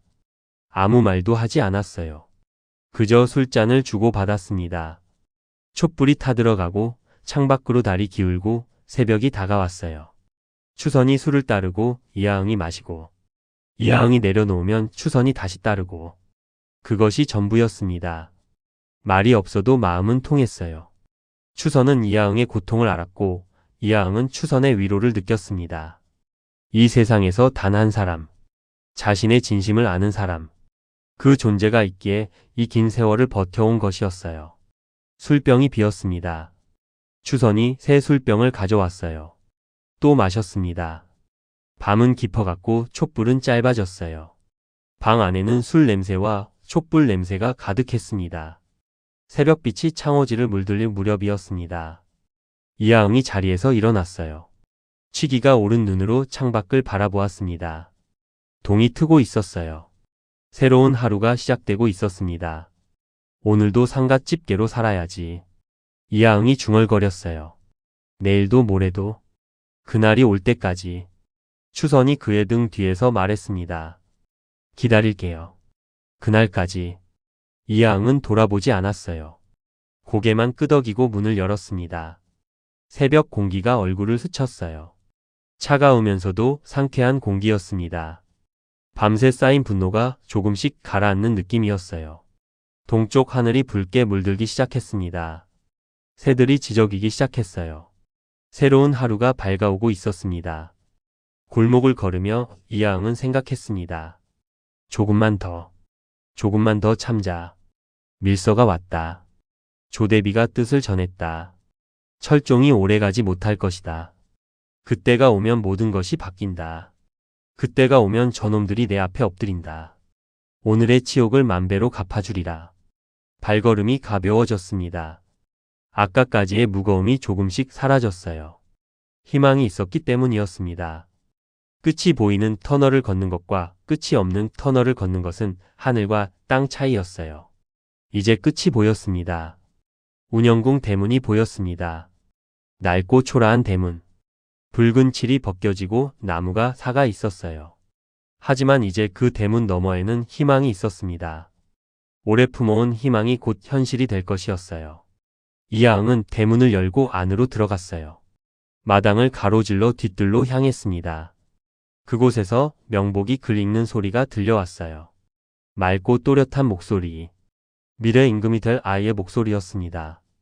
평상 위에 앉아 책을 펼치고 있는 명복이 보였어요. 아직 12살밖에 안 된 어린 소년이었습니다. 하지만 눈빛은 또래보다 깊었어요. 글을 읽는 자세도 반듯했습니다. 이하응은 담장 뒤에 서서 아들을 바라보았어요. 이하응의 입가에 미소가 번졌습니다. 분노도 치욕도 잠시 잊었어요. 저 아이가 있기에 버틸 수 있었습니다. 저 아이가 있기에 이 긴 세월을 견뎌왔어요. 저 아이가 있기에 앞으로도 견딜 수 있었습니다. 저 아이가 옥좌에 앉는 날, 그날을 위해 오늘의 치욕을 참는 것이었어요. 곧이다. 곧. 5장. 철종승하. 1863년 12월 8일 새벽이었습니다. 인경 소리가 채 끝나기도 전에 한양이 발칵 뒤집혔어요. 창덕궁에서 곡성이 터져 나왔습니다. 상궁들의 울음소리가 궁 담장을 넘어 퍼져나갔어요. 내관들이 허둥지둥 뛰어다녔습니다. 횃불이 여기저기서 밝혀졌어요. 궁궐 전체가 술렁거렸습니다. 철종이 승하했습니다. 병으로 쇠약해지던 임금이 마침내 눈을 감았어요. 33살. 한창 나이에 세상을 떠났습니다. 왕위에 오른 지 14년째 되던 해였어요. 그러나 그 14년 동안 철종은 단 하루도 제대로 된 임금 노릇을 하지 못했습니다. 안동 김씨의 소나기에서 허수아비로 살다 간 것이었어요. 새벽 어둠 속에서 궁녀들이 흰 상복을 꺼내 입었습니다. 내관들이 빈소 준비에 분주했어요. 흰 휘장이 대전 앞에 드리워졌습니다. 향로의 향이 피워지고 곡성이 궁궐 전체에 울려 퍼졌어요. 창덕궁은 순식간에 상궁으로 변했습니다. 소식이 한양 전역으로 퍼져나갔습니다. 종로 저작거리에서 상인들이 점포문을 닫았어요. 고깃간 주인이 칼을 내려놓고 포목상이 천을 접어 치웠습니다. 북촌 양반가에서는 대문을 걸어 잠그고 근신에 들어갔어요. 골목마다 사람들이 모여 수군거렸습니다. 전하께서 승하하셨다느니 다음 임금은 누가 되겠느니 세상이 어떻게 바뀌겠느니. 불안과 호기심이 뒤섞인 목소리들이 거리에 가득했어요. 아낙네들이 우물가에 모여 걱정스러운 얼굴로 이야기를 나누었습니다. 아이들은 무슨 일인지 모른 채 골목에서 뛰어놀다가 어른들에게 붙들려 집으로 끌려갔어요. 한양 전체가 숨죽이고 있었습니다. 다음에 무슨 일이 벌어질지 아무도 몰랐어요. 왕이 죽으면 새 왕이 서야 했습니다. 그런데 후사가 없었어요. 누가 왕위를 잇게 될지 그것이 관건이었습니다. 조선의 운명이 결정되는 순간이었어요. 사람들은 불안과 기대가 뒤섞인 마음으로 그 결정을 기다렸습니다. 김좌근의 대저택에서는 긴급 회동이 열렸습니다. 안동 김씨 일파의 핵심 인물들이 속속 모여들었어요. 새벽부터 가마들이 줄지어 도착했습니다. 대문 앞에 가마꾼들이 웅성거렸어요. 사방에 경비 무사들이 배치되었습니다. 아무도 접근하지 못하게 철저히 막았어요. 하인들조차 대청마루 근처에 얼씬하지 못했습니다. 대청마루에는 김좌근을 비롯한 고관 대작 10대 명이 둘러앉아 있었어요. 영의정 김좌근이 상좌에 앉았습니다. 그 옆으로 김병기, 김병학 형제가 있었고 김좌근의 신복들이 둘러앉아 있었어요. 하나같이 비단 옷을 걸치고 금관자를 단 갓을 쓴 권력자들이었습니다. 분위기가 험악했어요. 얼굴마다 긴장감이 서려 있었습니다. 60년 세도 정치가 흔들릴 수도 있는 순간이었어요. 새 임금이 누가 되느냐에 따라 모든 것이 달라질 터였습니다. 잘못하면 지금까지 쌓아온 모든 것이 무너질 수도 있었어요. 김좌근이 먼저 입을 열었어요. 목소리가 낮고 무거웠습니다. 얼굴에는 긴장감이 서려 있었어요. 새 임금을 정해야 하네. 우리에게 고분고분한 자를 왕위에 앉혀야 해. 그래야 지금까지 해온 일들을 계속할 수 있어. 60년 동안 쌓아온 것을 무너뜨릴 수는 없지 않은가. 김병기가 맞장 굳혔어요. 영의정 대감 말씀이 옳습니다. 흥령군의 아들 이재면은 어떻겠습니까? 아직 10살밖에 안 되었고 성품이 유순합니다. 다루기 쉬울 겁니다. 허수아비로 앉혀놓고 우리가 섭정하면 됩니다. 다른 이들도 고개를 끄덕였어요. 이재면이라면 괜찮겠다는 분위기였습니다. 어린데다 뒤에 힘 있는 사람도 없었어요. 어머니가 일찍 돌아가셔서 후견인도 마땅치 않았습니다. 꼭두각시로 3기의 안성맞춤이었어요. 김좌근이 턱을 쓰다듬으며 생각에 잠겼어요. 그래, 이재면이 적당하겠군. 그런데 혹시 다른 쪽에서 움직임이 있지는 않겠지? 종친 중에 야심 있는 자가 있으면 골치 아프네. 김병학이 부채를 펼치며 말했어요. 걱정 마십시오. 종친 중에 우리에게 대항할 자가 누가 있겠습니까? 대부분 우리 눈치를 보고 있고 힘 있는 자는 이미 다 제거했습니다. 김좌근이 고개를 끄덕이다가 문득 물었어요. 흥성군은 어떤가? 혹시 흥성군 쪽에서 무슨 움직임이 있나? 웃음소리가 터져 나왔습니다. 김병기가 코웃음을 쳤어요. 흥성군이요? 그 상갓집 개가요? 하하, 그 미치광이가 무슨 왕이 다툼을 하겠습니까? 저놈은 술이나 마시고 춤이나 추면 좋아할 위인입니다. 지난달에도 박판서 댁초상에서 제사상 앞에 드러누워 코를 골았다지 않습니까? 걱정할 가치도 없습니다. 김좌근도 웃으며 고개를 끄덕였어요. 그래, 흥성군은 신경 쓸 필요 없어. 그놈은 완전히 맛이 갔으니까. 조정에서도 웃음거리야.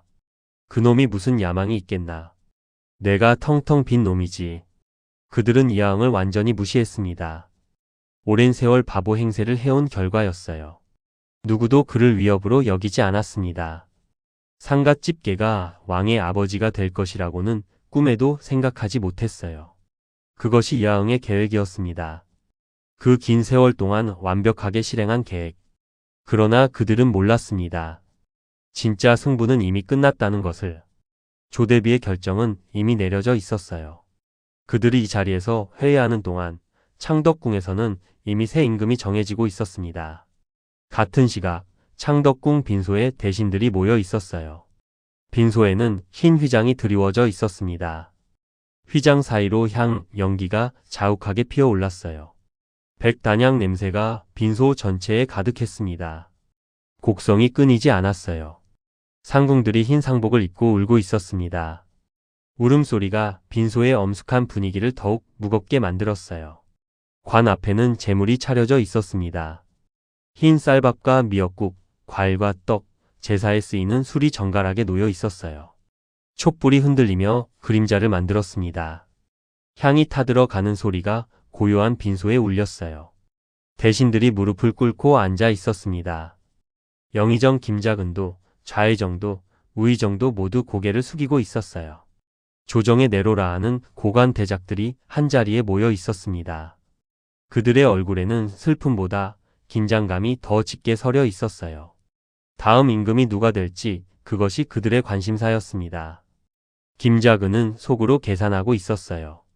조금 전 자택에서 논의한 대로 이재면을 밀어야 했습니다.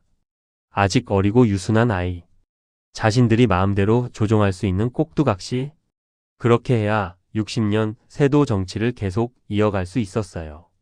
그때 조대비가 빈소로 들어왔습니다. 흰 상복을 입고 있었어요. 머리에는 흰 비녀만 꽂고 있었습니다.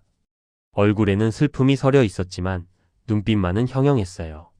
매의 눈처럼 날카롭고 단호한 눈빛이었습니다. 걸음걸이도 당당했어요. 60이 넘은 나이에도 등이 꼿꼿했습니다. 대신들이 일제히 고개를 더 숙였어요. 대비마마께서 납시셨다는 내관의 외침이 울려 퍼졌습니다. 빈소가 더욱 조용해졌어요. 곡성마저 잠시 멈추었습니다. 조대비가 관 앞에 섰어요. 잠시 묵념을 올렸습니다. 두 손을 모으고 눈을 감았어요. 무슨 생각을 하는지 알 수 없었습니다. 대신들은 숨을 죽이고 지켜보았어요. 묵념이 끝나자 조대비가 돌아섰습니다. 대신들을 내려다 보았어요. 그녀의 시선이 김작은에게 머물렀습니다. 김작은이 움찔했어요. 60이 넘은 늙은 여인의 눈빛에 위압감이 느껴졌습니다. 침묵이 흘렀어요. 향 타는 소리만 빈소에 가득했습니다. 촛불이 흔들리며 그림자가 일렁였어요. 대신들은 조대비가 무슨 말을 할지 기다렸습니다. 조대비가 입을 열었어요. 목소리가 차갑고 단호했습니다. 마치 칼날 같은 목소리였어요. 새 임금을 정하겠소. 대신들의 어깨가 움찔했어요. 김작은이 고개를 들어 조대비를 바라보았습니다. 입술을 달싹거렸지만 말을 꺼내지 못했어요. 조대비의 눈빛이 너무나 단호했기 때문이었습니다. 새 임금은 흥성군의 둘째 아들 명복으로 하겠소. 빈소가 얼어붙었습니다. 순간 시간이 멈춘 것 같았어요. 아무도 움직이지 않았습니다. 아무도 말하지 않았어요. 숨소리마저 멈춘 것 같았습니다. 향 타는 소리만 빈소에 울렸어요. 대신들이 서로 얼굴을 쳐다보았습니다. 김작은의 얼굴이 창백해졌어요. 핏기가 싹 빠졌습니다. 입이 벌어졌지만 아무 말도 나오지 않았어요. 믿을 수 없다는 표정이었습니다. 흥성군? 그 미치광이의 아들을? 방금 전까지 웃음거리로 삼던 상갓집계의 자식을 왕으로? 이것이 현실인가 꿈인가? 김병기가 황급히 입을 열었어요. 대비마마. 흥성군의 아들이라 하셨습니까? 그것은. 조대비가 그를 쏘아 보았어요. 눈빛이 서늘했습니다. 칼날처럼 날카로운 눈빛이었어요. 김병기가 말을 잇지 못하고 입을 다물었습니다. 더 이상 말이 필요 없소. 이것이 선왕의 뜻이오. 선왕의 뜻이라는 말에 감히 반박할 자가 없었습니다. 철종이 직접 유언을 남기지 않았다 해도 대비가 선왕의 뜻이라 선언하면 그것이 곧 법이었어요. 조대비는 왕실의 최고 어른이었습니다. 그녀의 결정에 정면으로 맞설 자는 조정에 없었어요. 김좌근이 이를 악물었습니다. 손이 부르르 떨렸어요. 주먹을 꽉 쥐었습니다. 하지만 어쩔 수 없었어요. 조대비의 결정은 번복할 수 없는 것이었습니다. 60년 세도 정치가 이렇게 끝나는 것인가. 그의 머릿속이 하얘졌어요. 방금 전까지 자신감에 차 있던 얼굴이 허탈하게 일그러졌습니다. 조대비가 마지막으로 말했어요. 목소리가 단호했습니다. 내일 즉위식을 거행하겠소. 물러들 가시오. 대신들이 비틀거리며 빈소를 나섰습니다. 그들의 얼굴에는 충격과 당혹감이 가득했어요. 방금 전까지 자신들의 세상이었는데 단 한마디에 모든 것이 뒤집힌 것이었습니다. 60년 세도 정치가 무너지는 순간이었어요. 운영궁에서는 이하응이 소식을 기다리고 있었어요. 방 안에 홀로 앉아 있었습니다. 촛불 하나만 켜져 있었어요. 창문으로 들어오는 달빛이 방바닥에 네모난 그림자를 만들고 있었습니다. 이하응은 미동도 하지 않고 앉아 있었어요. 숨소리조차 들리지 않았습니다. 대문이 열리는 소리가 들렸어요. 발걸음 소리가 점점 가까워졌습니다. 이하응의 심장이 빠르게 뛰기 시작했어요. 문이 열리고 복만이 들어왔습니다. 늙은 하인의 얼굴이 상기되어 있었어요. 어르신. 복만의 목소리가 떨렸습니다. 대비마마께서 도령님을 새 임금으로 결정하셨다 합니다. 이하응의 온몸이 굳었어요. 긴 세월이었습니다. 바보 행세를 하며 목숨을 부지하던 세월. 조롱을 당하고 멸시를 받고 침을 뱉어지며 춤을 추고 버텨온 세월. 그 모든 치욕의 세월이 주마등처럼 스쳐 지나갔어요. 상갓집 개라 불리며 제삿밥을 얻어먹던 날들. 김작은 저택에서 양반들의 놀림감이 되어 춤을 추던 날들. 어깨를 들썩이고 엉덩이를 흔들며 팍장대소를 유발하던 날들. 이를 악물고 참아야 했던 밤들. 분노를 삼키며 취한 척해야 했던 새벽들. 그 모든 것이 헛되지 않았습니다. 드디어 이하응의 입에서 한마디가 흘러나왔어요. 거친 숨결 사이로 목소리가 터져 나왔습니다. 그간의 한이 그 한마디에 담겨 있었어요. 드디어 때가 왔구나. 그의 눈가에 눈물이 맺혔습니다. 기쁨의 눈물인지 한의 눈물인지 알 수 없었어요. 아마 둘 다였을 겁니다. 온몸이 떨렸습니다. 주체할 수 없는 전율이 발끝에서부터 머리끝까지 치솟았어요.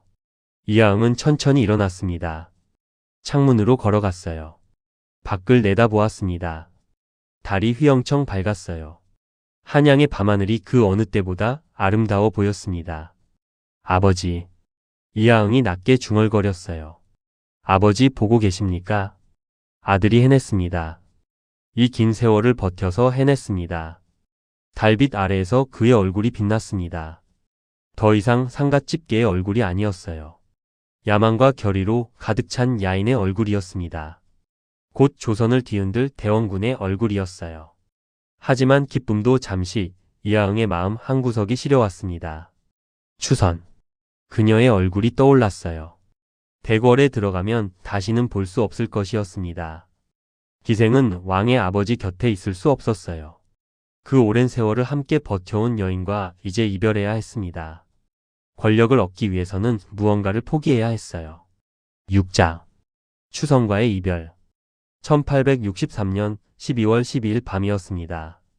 대궐로 향하기 전날 밤이었어요. 내일이면 이하응은 더 이상 흥선군이 아니었습니다. 임금의 아버지 흥선대원군이 될 터였어요. 오래도록 꿈꿔온 자리였습니다. 그러나 그 자리에 오르기 전에 해야 할 일이 있었어요. 이하응은 주막으로 향했습니다. 마지막으로. 밤거리는 고요했어요. 달빛만이 골목을 비추고 있었습니다. 찬바람이 불어 두루마기 자락이 펄럭였어요. 겨울바람이 뺨을 스쳤습니다.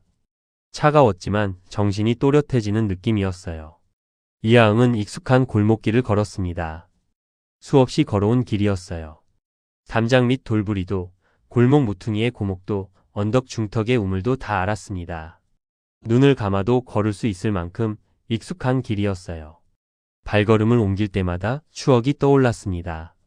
처음 추선을 만났던 날, 술에 취해 비틀거리며 이 골목을 걸었어요. 주막 뒷방에서 그녀가 술을 따라 주었습니다. 그때만 해도 그녀가 이토록 긴 세월을 함께할 사람이 될 줄 몰랐어요. 분노에 떨며 걸었던 밤도 있었습니다. 김작은 저택에서 춤을 추고 돌아오던 길이었어요. 이를 악물고 참았지만 온몸이 떨렸습니다. 그날 밤 추선은 아무 말 없이 술을 따라 주었어요. 그리고 손을 잡아 주었습니다. 그것만으로 충분했어요. 희망에 들떠 걸었던 밤도 있었습니다. 조대비의 밀서가 왔을 때였어요. 드디어 때가 가까워졌다는 것을 알았습니다. 가슴이 두근거렸어요. 그날 밤 추선에게 모든 것을 털어놓았습니다. 그녀는 조용히 듣고 고개를 끄덕였어요. 그 모든 날들이 이 길 위에 쌓여 있었습니다. 그러나 이 길을 걷는 것도 오늘이 마지막이었어요. 내일부터는 대원군이 됩니다. 대원군이 기생집을 드나들 수는 없었어요. 주막 뒷문 앞에 섰습니다. 낡은 나무 문이었어요. 페인트가 벗겨지고 나무가 사가 있었습니다. 수없이 열고 닫았던 문. 마지막으로 이 문을 열게 되었습니다. 이하응은 문 앞에서 잠시 멈추었어요. 숨을 깊이 들이마셨습니다. 가슴이 먹먹했어요. 무슨 말을 해야 할지, 어떻게 이별해야 할지 생각해 보았지만 답이 나오지 않았습니다. 오랜 세월을 함께한 사람에게 무슨 말로 이별을 고할 수 있을까요? 그리고 문을 열었어요. 추선이 기다리고 있었습니다. 촛불 하나만 켜진 방이었어요. 희미한 불빛이 추선의 얼굴을 비추고 있었습니다. 방 안에는 은은한 향 냄새가 퍼져 있었어요. 추선이 좋아하는 백단향이었습니다. 이 방에는 항상 이 향이 피워져 있었어요. 옥색 저고리에 자주색 치마, 단정하게 올린 쪽머리, 소박한 옥비녀. 언제나와 같은 모습이었어요. 화려하지 않지만 단아했습니다. 기생이라기보다는 양반가의 교수 같은 분위기였어요. 처음 만났을 때부터 그랬습니다. 그러나 오늘 밤 눈빛만은 달랐어요. 깊고 고요한, 그러면서도 어딘가 슬픈 눈빛이었습니다. 평소의 서늘한 눈빛 대신 촉촉한 빛이 감돌았어요. 이별을 알고 있는 사람의 눈빛이었습니다.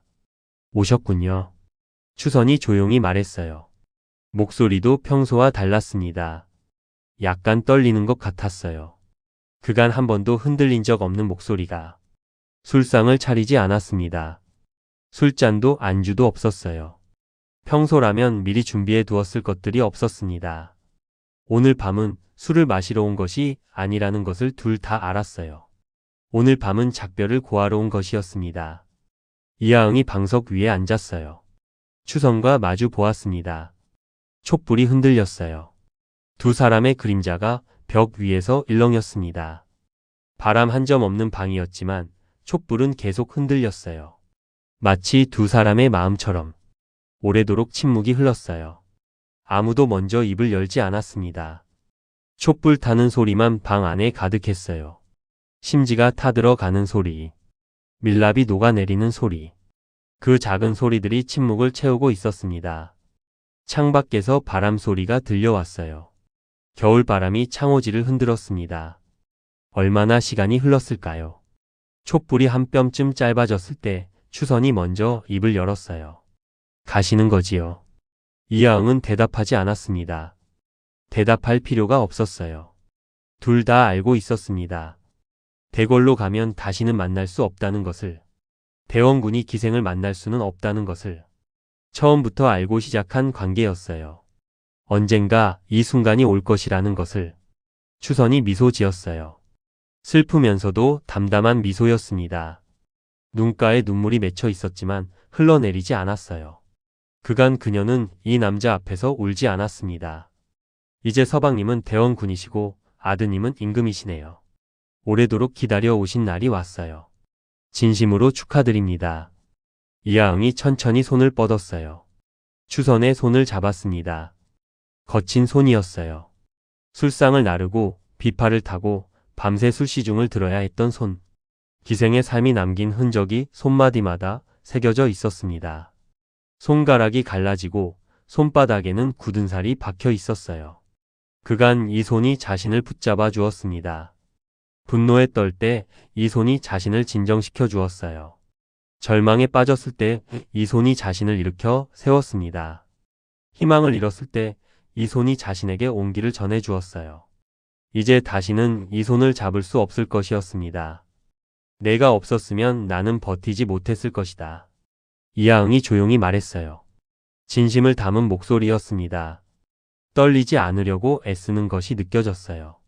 조롱당하고 멸시당하며 춤을 추고 버틸 때 내가 있어서 버텼다. 아무도 나를 알아주지 않을 때 내가 나를 알아주었다.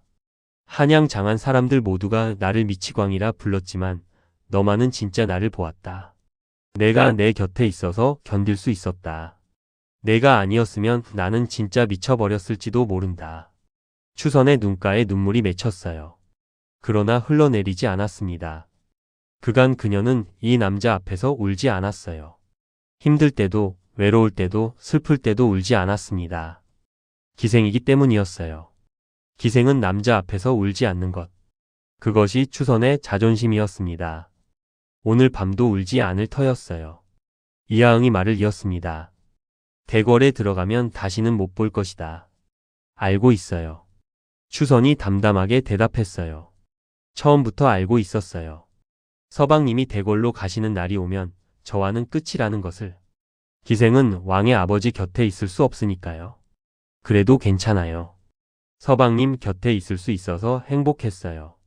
추선이 이하응의 손을 꼭 쥐었어요. 서방님 잘 해내실 거예요. 이제 춤추지 않으셔도 돼요. 이제 상갓집게가 아니에요. 서방님은 처음부터 그릇이 큰 분이셨어요. 단지 때를 기다렸을 뿐이지요. 이제 그 그릇에 맞는 자리에 가시는 거예요. 이하응은 아무 말도 하지 못했습니다. 말이 쉽게 나오지 않았어요. 그간 바보 행세를 하며 눈물을 참아왔는데 지금 이 순간 눈물이 나올 것 같았습니다. 두 사람은 오래도록 손을 잡고 앉아 있었어요. 밤이 깊어갔습니다. 촛불이 조금씩 짧아졌어요. 심지가 점점 타들어갔습니다. 밀랍이 녹아 접시 위에 고였어요. 이야기할 것은 많았지만 말로 다 할 수는 없었습니다. 그간의 세월이 두 사람 사이에 켜켜이 쌓여 있었어요. 그 세월을 하룻밤에 말로 정리할 수는 없었습니다. 그래서 침묵으로 나누었어요. 손을 잡은 온기로 전했습니다. 새벽이 가까워졌어요. 동쪽 하늘이 희끗해지기 시작했습니다. 첫 닭이 울었어요. 촛불이 꺼졌습니다. 어둠 속에서 두 사람의 얼굴이 희미하게 보였어요. 이하응이 일어났습니다. 간다. 추선도 일어났어요. 문 앞까지 배웅했습니다. 두 사람이 마주 섰어요. 새벽빛이 창호지를 통해 스며들어 왔습니다. 추선의 얼굴이 창백하게 보였어요. 건강하게 지내거라. 이하응이 말했어요. 더 이상 할 말이 없었습니다.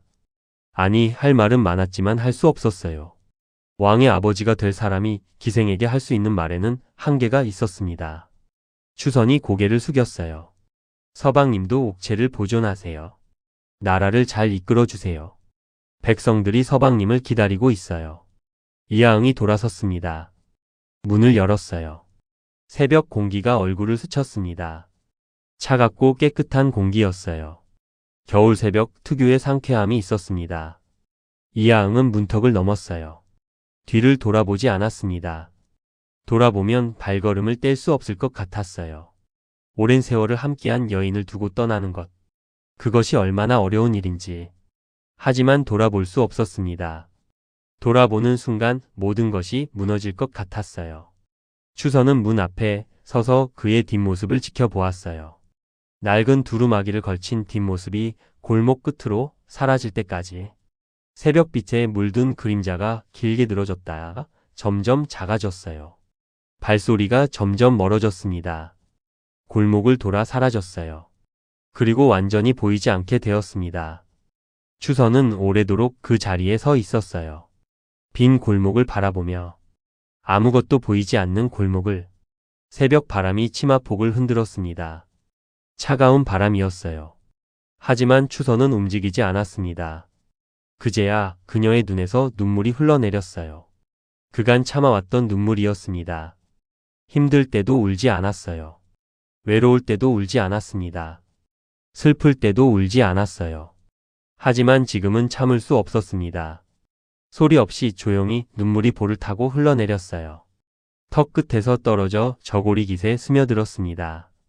잘 가세요, 서방님. 작은 목소리가 새벽 공기 속으로 흩어졌습니다. 아무도 듣지 못하는 작별 인사였어요. 이하응은 운영궁으로 돌아왔어요. 대문이 열리고 마당으로 들어섰습니다. 오늘따라 운영궁이 다르게 보였어요. 낡고 초라한 집이 아니라 새로운 시대의 출발점으로 보였습니다. 방으로 들어가 창문을 열었어요. 동쪽 하늘이 붉게 물들어 있었습니다. 해가 떠오르고 있었어요. 새로운 날이 밝아오고 있었습니다. 새로운 시대가. 이하응은 해를 바라보며 생각했습니다. 추선. 그녀의 얼굴이 떠올랐어요. 오랜 세월을 함께한 여인. 자신의 진심을 알아준 유일한 사람. 이제는 다시 볼 수 없는 사람. 가슴이 아팠습니다. 하지만 후회는 없었어요. 처음부터 알고 시작한 길이었습니다. 왕의 아버지가 되기 위해서는 포기해야 할 것들이 있었어요. 추선은 그 대가 중 하나였습니다. 오늘부터 나는 대원군이다. 이하응이 중얼거렸어요.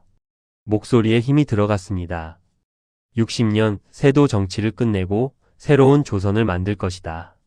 백성이 편히 살 수 있는 나라를 만들 것이다. 아들을 명군으로 키울 것이다. 그것이 내가 해야 할 일이다. 해가 완전히 떠올랐습니다. 붉은 빛이 방 안으로 쏟아져 들어왔어요. 이하응의 얼굴을 비추었습니다. 더 이상 상갓집계의 얼굴이 아니었어요. 조선을 이끌어 갈 대원군의 얼굴이었습니다. 오랜 인내가 드디어 열매를 맺었습니다. 그러나 그 열매를 얻기 위해 치른 대가도 적지 않았어요. 추선과의 이별. 사랑하는 여인을 떠나 보내야 했습니다. 권력에는 언제나 대가가 따르는 법이었어요. 이하응은 창문을 닫았습니다. 옷을 갈아입기 시작했어요. 오늘은 대궐로 가는 날이었습니다. 아들 명복의 즉위식이 있었어요. 새로운 시대가 시작되는 날이었습니다. 낡은 두루마기를 벗고 새 옷을 입었어요. 허리띠를 메고 갓을 썼습니다. 거울에 비친 자신의 모습을 바라보았어요. 낯선 모습이었습니다. 그간 보아온 술주 정뱅이의 모습이 아니었어요. 대원군의 모습이었습니다. 이하응은 방을 나섰습니다. 마당을 가로질러 대문으로 향했어요. 문 앞에 가마가 대기하고 있었습니다. 화려한 가마였어요. 왕의 아버지를 위한 가마. 이하응이 가마에 올랐습니다. 가마꾼들이 가마를 들어 올렸어요. 대궐을 향해 출발했습니다. 운영궁 대문이 뒤로 멀어져 갔어요. 그 순간 이하응은 고개를 돌려 한 번 뒤를 돌아보았습니다. 운영궁이 보였어요. 낡고 초라한 집. 그간 바보 행세를 하며 살아온 집. 그리고 그 너머 어딘가에 주막이 있었습니다. 추선이 있는 곳. 잘 있어라. 이하응이 입술만 움직여 말했어요. 아무 소리도 나지 않았습니다. 그러나 그 말은 분명 추선에게 향한 것이었어요. 가마가 창덕궁을 향해 나아갔습니다. 새로운 시대가 열리고 있었어요. 이하응은 앞을 바라보았습니다. 더 이상 뒤를 돌아보지 않았어요. 7장. 대궐로 향하는 길. 1863년 12월 13일 아침이었습니다. 운영궁 앞마당이 분주했어요. 화려한 가마가 대문 앞에 대기하고 있었습니다. 붉은 비단으로 장식된 가마였어요. 금박으로 수놓은 문양이 아침 햇살에 빛났습니다. 가마 앞에는 호위 군사들이 도열해 있었어요. 갑옷을 입고 창을 든 군사들. 왕의 아버지를 호위하기 위해 대궐에서 파견된 이들이었습니다. 마당에는 하인들이 바쁘게 움직이고 있었어요. 짐을 나르고 길을 쓸고 마지막 준비를 하고 있었습니다. 대문 밖에는 구경 나온 백성들이 모여 있었어요. 웅성거리는 소리가 담장 너머로 들려왔습니다. 무슨 일인지 궁금해하는 목소리들이었어요. 이하응이 방에서 나왔습니다. 새 관복을 입고 있었어요. 금실로 수놓은 비단 두루마기. 허리에는 옥으로 된 띠를 두르고 있었습니다. 머리에는 정갈하게 쪽을 지어 상투를 올리고 검은 갓을 썼어요. 오랜 세월 입어본 적 없는 옷이었습니다. 낡은 두루마기를 벗고 처음으로 제 신분에 걸맞은 옷을 입은 것이었어요. 거울 앞에 서서 자신의 모습을 바라보았습니다. 술에 절은 얼굴도 허름한 행색도 아닌 낯선 모습이었어요. 왕의 아버지. 흥선대원군. 그 칭호에 걸맞은 모습이었습니다. 긴 세월이었어요. 그 세월 동안 이 날을 기다렸습니다. 상갓집 개라 불리며 미치광이 취급을 당하며 춤을 추며 버텨온 나날. 그 나날의 끝에 드디어 이 날이 왔어요.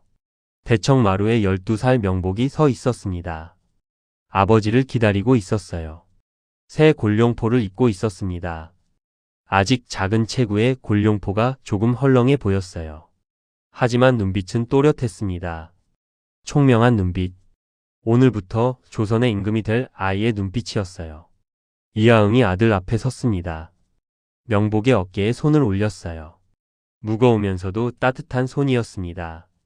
오늘부터 너는 임금이다. 이하응이 낮은 목소리로 말했어요. 이 나라의 주인이다. 조선 팔도의 백성들이 너를 바라볼 것이다. 두려워하지 마라. 아비가 옆에 있다. 내가 성장할 때까지 아비가 지켜줄 것이다. 명복이 고개를 끄덕였어요. 아이의 얼굴에는 긴장감이 서려 있었지만 두려움은 없었습니다. 아버지를 믿고 있었어요.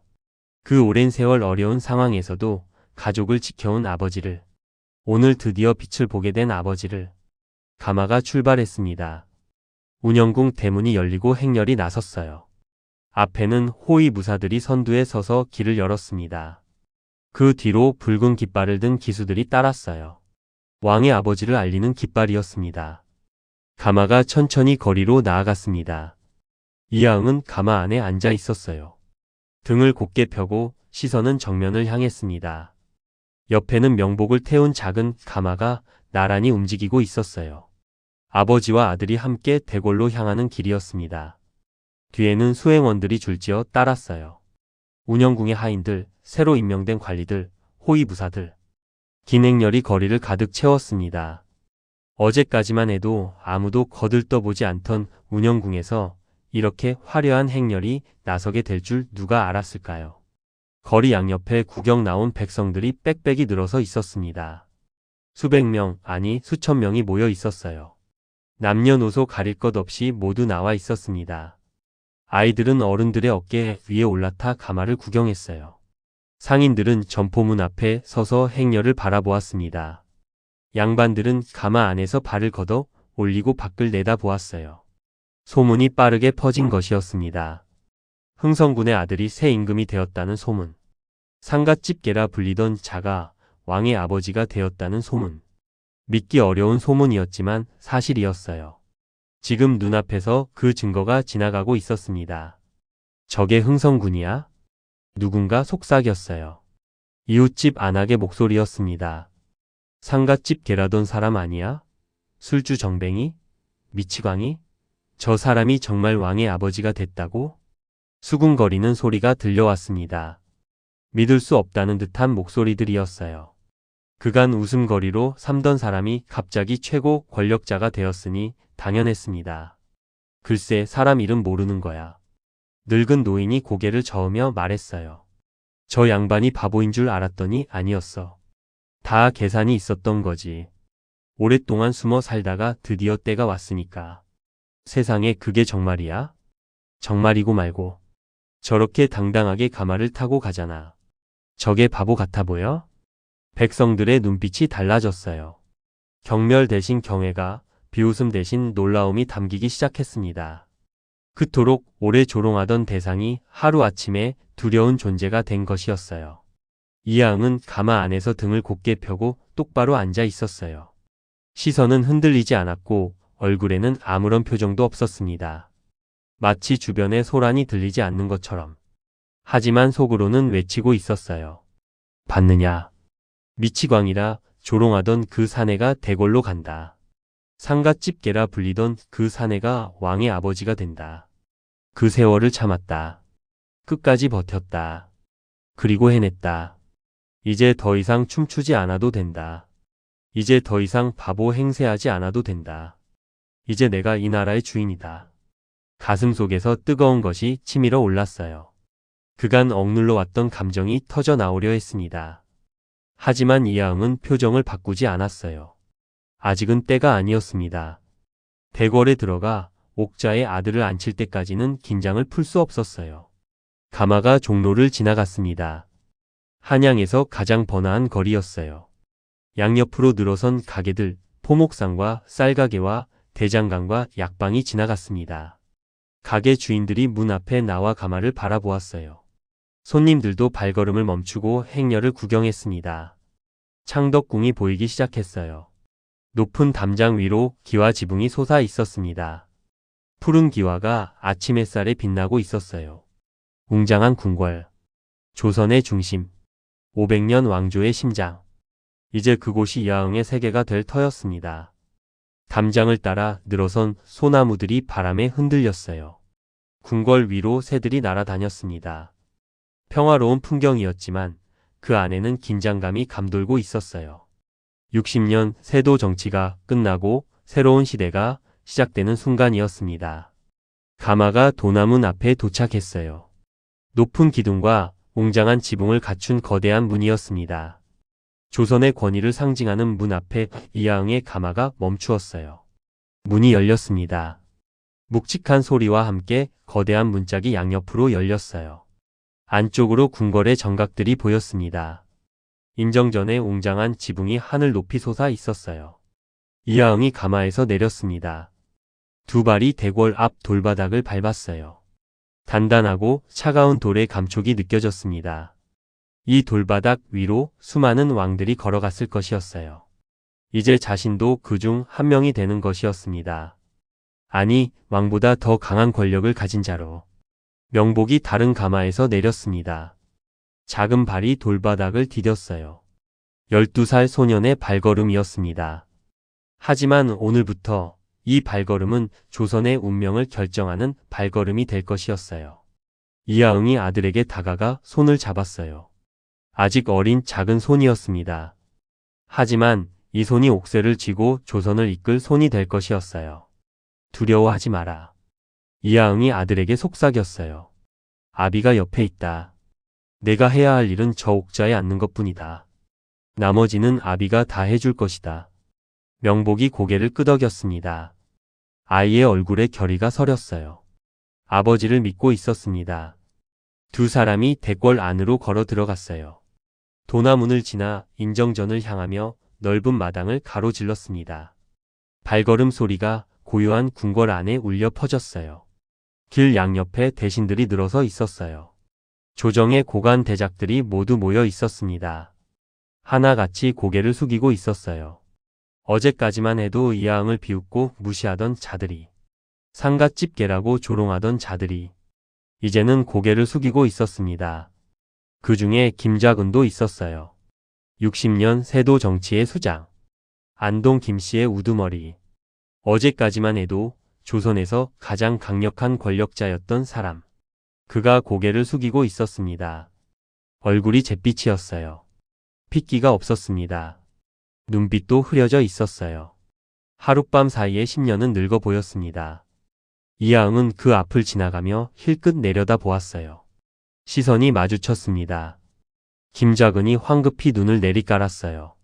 감히 눈을 마주하지 못했습니다. 어제까지만 해도 자신의 저택에서 춤추게 하던 자를, 상갓집 개라고 비웃던 자를 이제는 바라보지도 못했습니다. 속으로 웃음이 나왔어요. 이것이 권력이구나. 어제까지 나를 발로 차던 자가 오늘은 내 앞에 엎드린다. 이것이 세상이구나. 그간 이 순간을 위해 참아온 보람이 있었습니다. 모든 치욕이 이 순간으로 보상받는 것 같았어요. 인정전에 도착했어요. 높은 기둥과 화려한 단청을 갖춘 웅장한 정각이었습니다. 왕이 정사를 보는 곳, 조선의 심장이었어요. 이 정각 안에서 조선의 운명이 결정되어 왔습니다. 이제 이하응이 그 운명을 결정하게 될 것이었어요. 정각 안으로 들어갔습니다. 높은 천장에서 햇살이 쏟아져 내려오는 넓은 공간이었어요. 벽에는 화려한 그림이 그려져 있었습니다. 용이 구름 사이를 날고 봉황이 하늘을 가르는 그림. 조선 왕실의 위엄을 상징하는 그림들이었어요. 옥자가 보였어요. 정각 가장 안쪽 높은 단 위에 놓여 있었습니다. 황금빛 용이 조각된 옥자. 그 위에 황금빛 방석이 놓여 있었어요. 등받이에도 팔걸이에도 용이 새겨져 있었습니다. 지금까지 철종이 앉았던 자리. 이제 명복이 앉을 자리였어요. 조대비가 옥좌 옆에 서 있었습니다. 흰 상복을 입고 있었지만 눈빛은 형형했어요. 60년을 넘게 궁궐에서 살아온 여인의 눈빛이었습니다. 세상의 온갖 풍파를 다 겪고도 살아남은 여인의 눈빛. 이하은과 눈이 마주쳤어요. 조대비가 미세하게 고개를 끄덕였습니다. 약속을 지켰다는 의미였어요. 명복을 임금으로 만들겠다던 약속. 그 약속이 지금 이루어지고 있었습니다. 이하응도 눈으로 대답했어요. 감사하다는 의미를, 이 은혜는 잊지 않겠다는 의미를. 명복이 옥좌 앞에 섰어요. 12살 소년이 옥좌 앞에 서 있었습니다. 작은 체구가 거대한 옥좌 앞에서 더욱 작아 보였어요. 골룡포가 아직은 조금 컸습니다. 하지만 눈빛은 흔들리지 않았어요. 아버지의 눈빛을 닮은 또렷한 눈빛이었습니다. 조대비가 옥쇠를 들어 명복에게 건넸어요. 무거운 옥쇠. 조선의 운명이 담긴 물건이었습니다. 왕의 명령에 찍히는 도장. 이 도장이 찍히면 그것이 곧 법이 되었어요. 이제 너는 조선의 임금이다.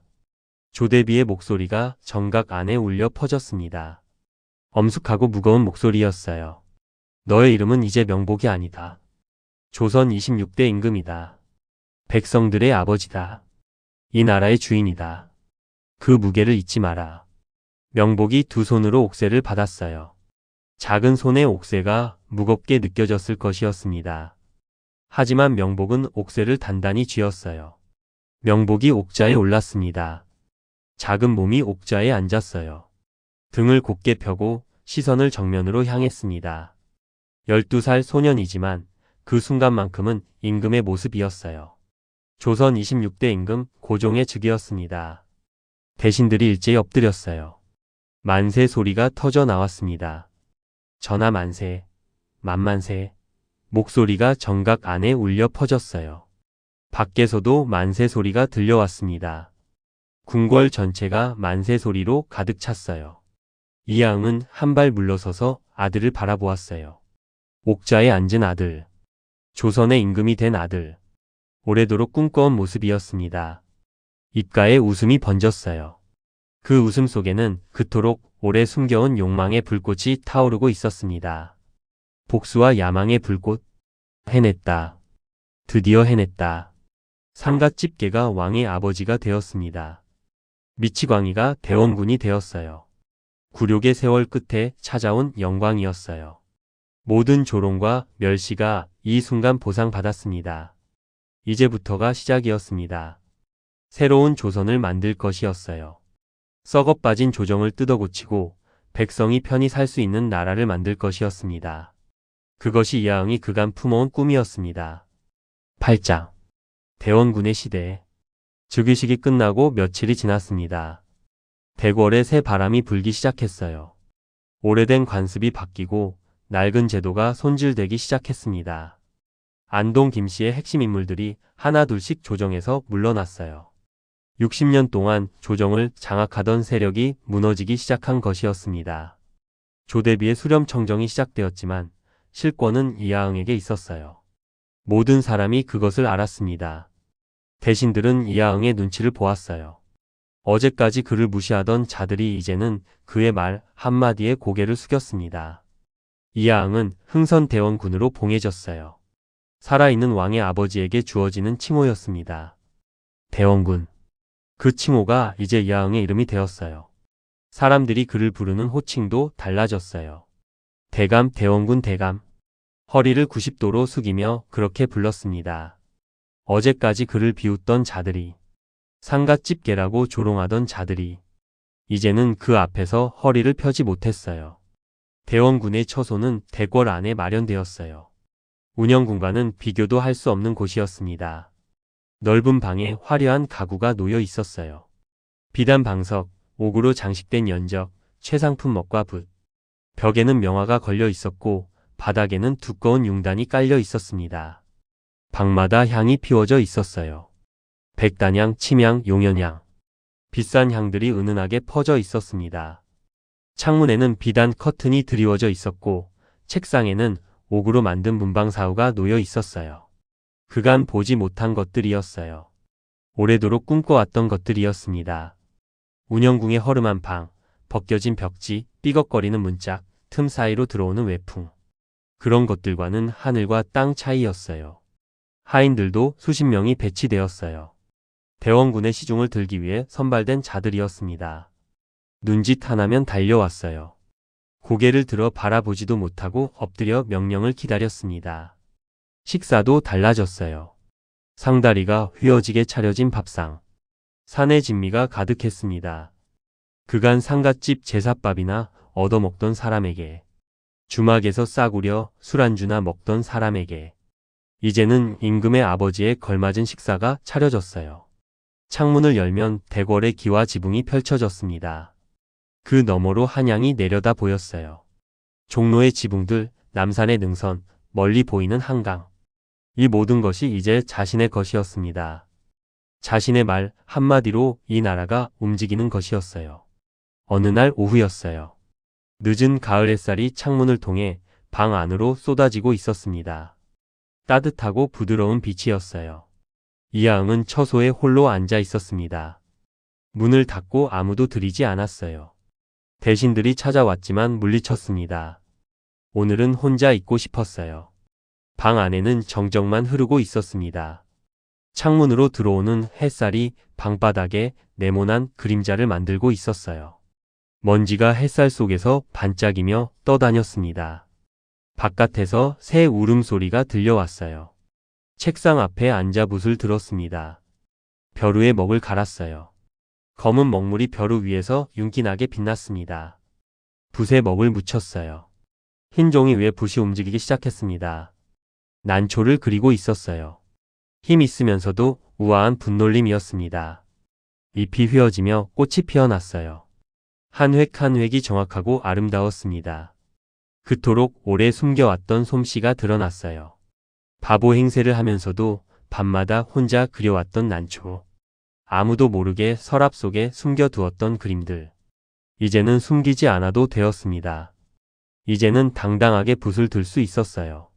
붓을 움직이면서 생각했습니다. 지난 세월을, 춤을 추고 조롱을 받고 상갓집을 떠돌던 날들을, 술에 취한 척하면서 속으로 피눈물을 흘리던 밤들을, 이를 악물고 참아야 했던 순간들을, 그리고 추선을. 그녀의 얼굴이 떠올랐어요. 그 긴 세월을 함께한 여인, 자신의 진심을 알아준 유일한 사람, 바보 행세를 하지 않아도 되는 곳, 가면을 벗을 수 있는 곳, 그곳이 추선 곁이었습니다. 대궐에 들어온 후 만나지 못했어요. 만날 수 없었습니다. 대원군이 기생을 만날 수는 없었어요. 그것이 조선의 법도였습니다. 그때였습니다. 문 앞에서 인기척이 느껴졌어요. 이하응이 붓을 멈추고 고개를 들었습니다. 누군가 문 앞에 서 있었어요. 하인이 알리러 오지 않은 것을 보니 특별한 손님인 모양이었습니다. 문이 열렸어요. 추선이 서 있었습니다. 옥색 저고리에 자주색 치마, 단정하게 올린 쪽머리, 소박한 옥비녀. 언제나와 같은 모습이었어요. 그간 수없이 보아온 모습. 하지만 이 궁궐 안에서 보니 낯설게 느껴졌습니다. 추선의 얼굴에는 피로가 서려 있었어요. 여기까지 오느라 고생한 것이 분명했습니다. 대궐 안에 기생이 들어오기가 쉽지 않았을 것이었어요. 하지만 눈빛만은 여전히 서늘하고 또렷했습니다. 마지막 인사를 드리러 왔어요. 추선이 조용히 말했습니다. 목소리가 떨리지 않았어요. 평소처럼 차분한 목소리였습니다. 그간 한 번도 흔들린 적 없는 목소리. 이하응이 붓을 내려놓았어요. 천천히 일어섰습니다. 추선을 바라보았어요. 그간 수없이 바라보았던 얼굴. 이제는 마지막으로 바라보는 얼굴. 어디로 가느냐? 멀리요. 서방님이 계시지 않은 곳으로요.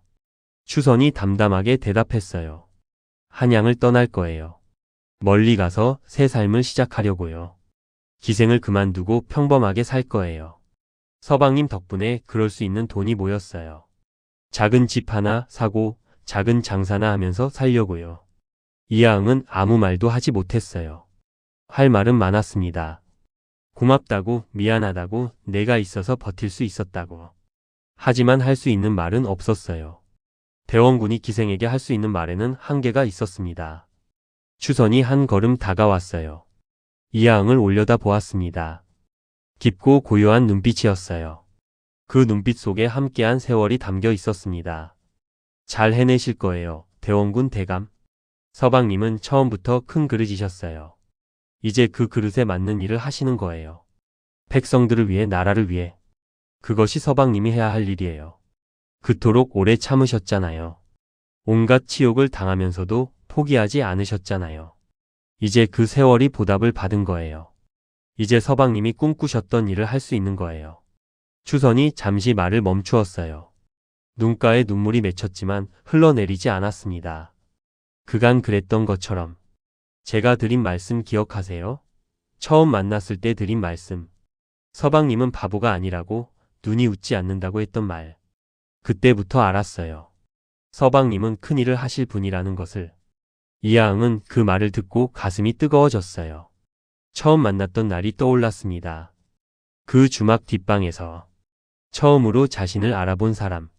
처음으로 가면 뒤에 진실을 본 사람. 추선이 고개를 깊이 숙였어요. 잘 사시오. 이하응이 짧게 대답했습니다. 목소리가 떨리지 않으려고 애썼어요. 너도. 두 글자. 그것이 이하응이 할 수 있는 전부였습니다. 더 많은 말을 하고 싶었어요. 고맙다고, 미안하다고, 사랑했다고. 하지만 할 수 없었습니다. 대원군과 기생 사이에 그런 말은 어울리지 않았어요. 추선이 고개를 들어 이하응을 바라보았습니다. 눈가에 눈물이 맺혀 있었지만 여전히 흘러내리지 않았어요. 마지막까지 울지 않으려는 것이었습니다. 그것이 추선의 자존심이었어요. 추선이 돌아서서 문을 향해 걸어갔어요. 등이 곧게 펴져 있었고 발걸음은 흔들리지 않았습니다. 당당하고 아름다운 뒷모습이었어요. 문을 열고 나갔습니다. 문이 닫히고 발소리가 점점 멀어졌어요. 폭도를 지나고 마당을 건너고 대궐 밖으로. 그리고 영원히. 추선의 뒷모습이 사라졌습니다. 이하응은 한참 동안 닫힌 문을 바라보았어요. 아무 말도 아무 생각도 하지 못했습니다. 그저 바라보기만 했어요. 빈 문을. 추선이 사라진 문을. 가슴이 텅 빈 것 같았습니다. 그 오랜 세월 함께했던 사람이 떠났어요. 자신의 진심을 알아준 유일한 사람이 떠났습니다. 이제 다시는 볼 수 없을 사람이. 하지만 대원군 이하응은 속으로 울었습니다. 그리고 다시 책상 앞에 앉았습니다. 붓을 들어 먹을 묻히고 다시 난초를 그리기 시작했어요. 손이 떨리지 않았습니다. 분놀림이 힘차고 정확했어요. 난초의 잎이 휘어지고 꽃이 피어났습니다. 기품 있고 절제된 난초. 창밖으로 대궐 기와 지붕이 보였어요.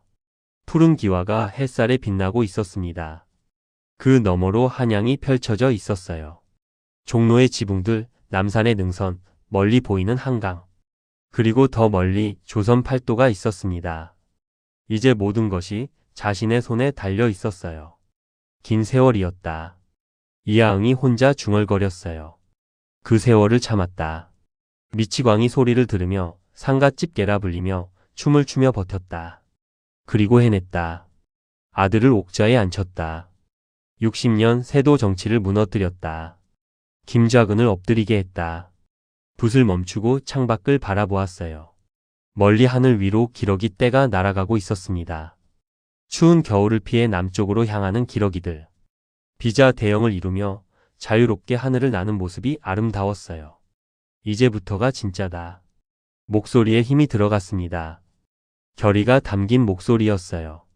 썩어 빠진 조정을 뜯어 고칠 것이다. 탐관 오리를 쓸어낼 것이다. 백성이 편히 살 수 있는 나라를 만들 것이다. 그것이 내가 해야 할 일이다. 그것이 그토록 오래 참아온 이유다. 이하응은 기러기를 바라보다가 다시 붓을 들었어요. 종이 위에 마지막 획을 그었습니다. 난초 그림이 완성되었어요. 고결하면서도 강인한 난초. 그간 숨겨왔던 솜씨가 담긴 그림. 이제는 숨기지 않아도 되는 그림. 대원군의 첫 번째 작품이었습니다. 완성된 그림을 바라보았어요. 잘 그렸습니다. 그 세월을 버틴 보람이 있었어요. 난초뿐만 아니라 모든 것이. 대원군의 시대가 시작되었습니다. 상갓집게는 사라졌어요. 미치광이는 사라졌습니다. 술주 정뱅이도, 춤추는 광대도, 양반들의 웃음거리도 모두 사라졌어요. 이제 이 나라에는 대원군만 있었습니다. 조선을 바꿀 대원군만이. 창밖의 햇살이 방 안으로 쏟아져 들어왔어요. 밝고 따뜻한 빛이었습니다. 새로운 시대를 알리는 빛이었어요. 오랜 어둠이 끝나고 찾아온 빛. 이하응은 완성된 난초 그림을 바라보았어요. 입가에 미소가 번졌습니다. 슬프면서도 담담한 미소. 성취감과 상실감이 뒤섞인 미소였어요. 추선이 떠났습니다. 그 긴 세월을 함께한 여인이 떠났어요. 하지만 후회는 없었습니다. 처음부터 알고 시작한 길이었어요. 권력을 얻기 위해서는 포기해야 할 것들이 있었습니다. 추선은 그 대가 중 하나였어요. 그리고 그 대가를 치렀습니다. 이제 앞으로 나아갈 뿐이었어요. 과거는 과거일 뿐. 지금부터는 미래를 향해 걸어가야 했습니다. 이하응은 창밖을 바라보았어요. 대궐의 기와 지붕 너머로 한양이 펼쳐져 있었습니다. 수만 명의 백성들이 살고 있는 곳. 그들의 삶이 이제 자신의 손에 달려 있었어요. 무거운 책임이었습니다. 하지만 피하지 않을 것이었어요. 대원군 이하응. 조선을 바꿀 사내. 오랜 인내 끝에 권력을 잡은 사내. 상갓집계에서 대원군이 된 사내. 그의 시대가 막을 열었습니다.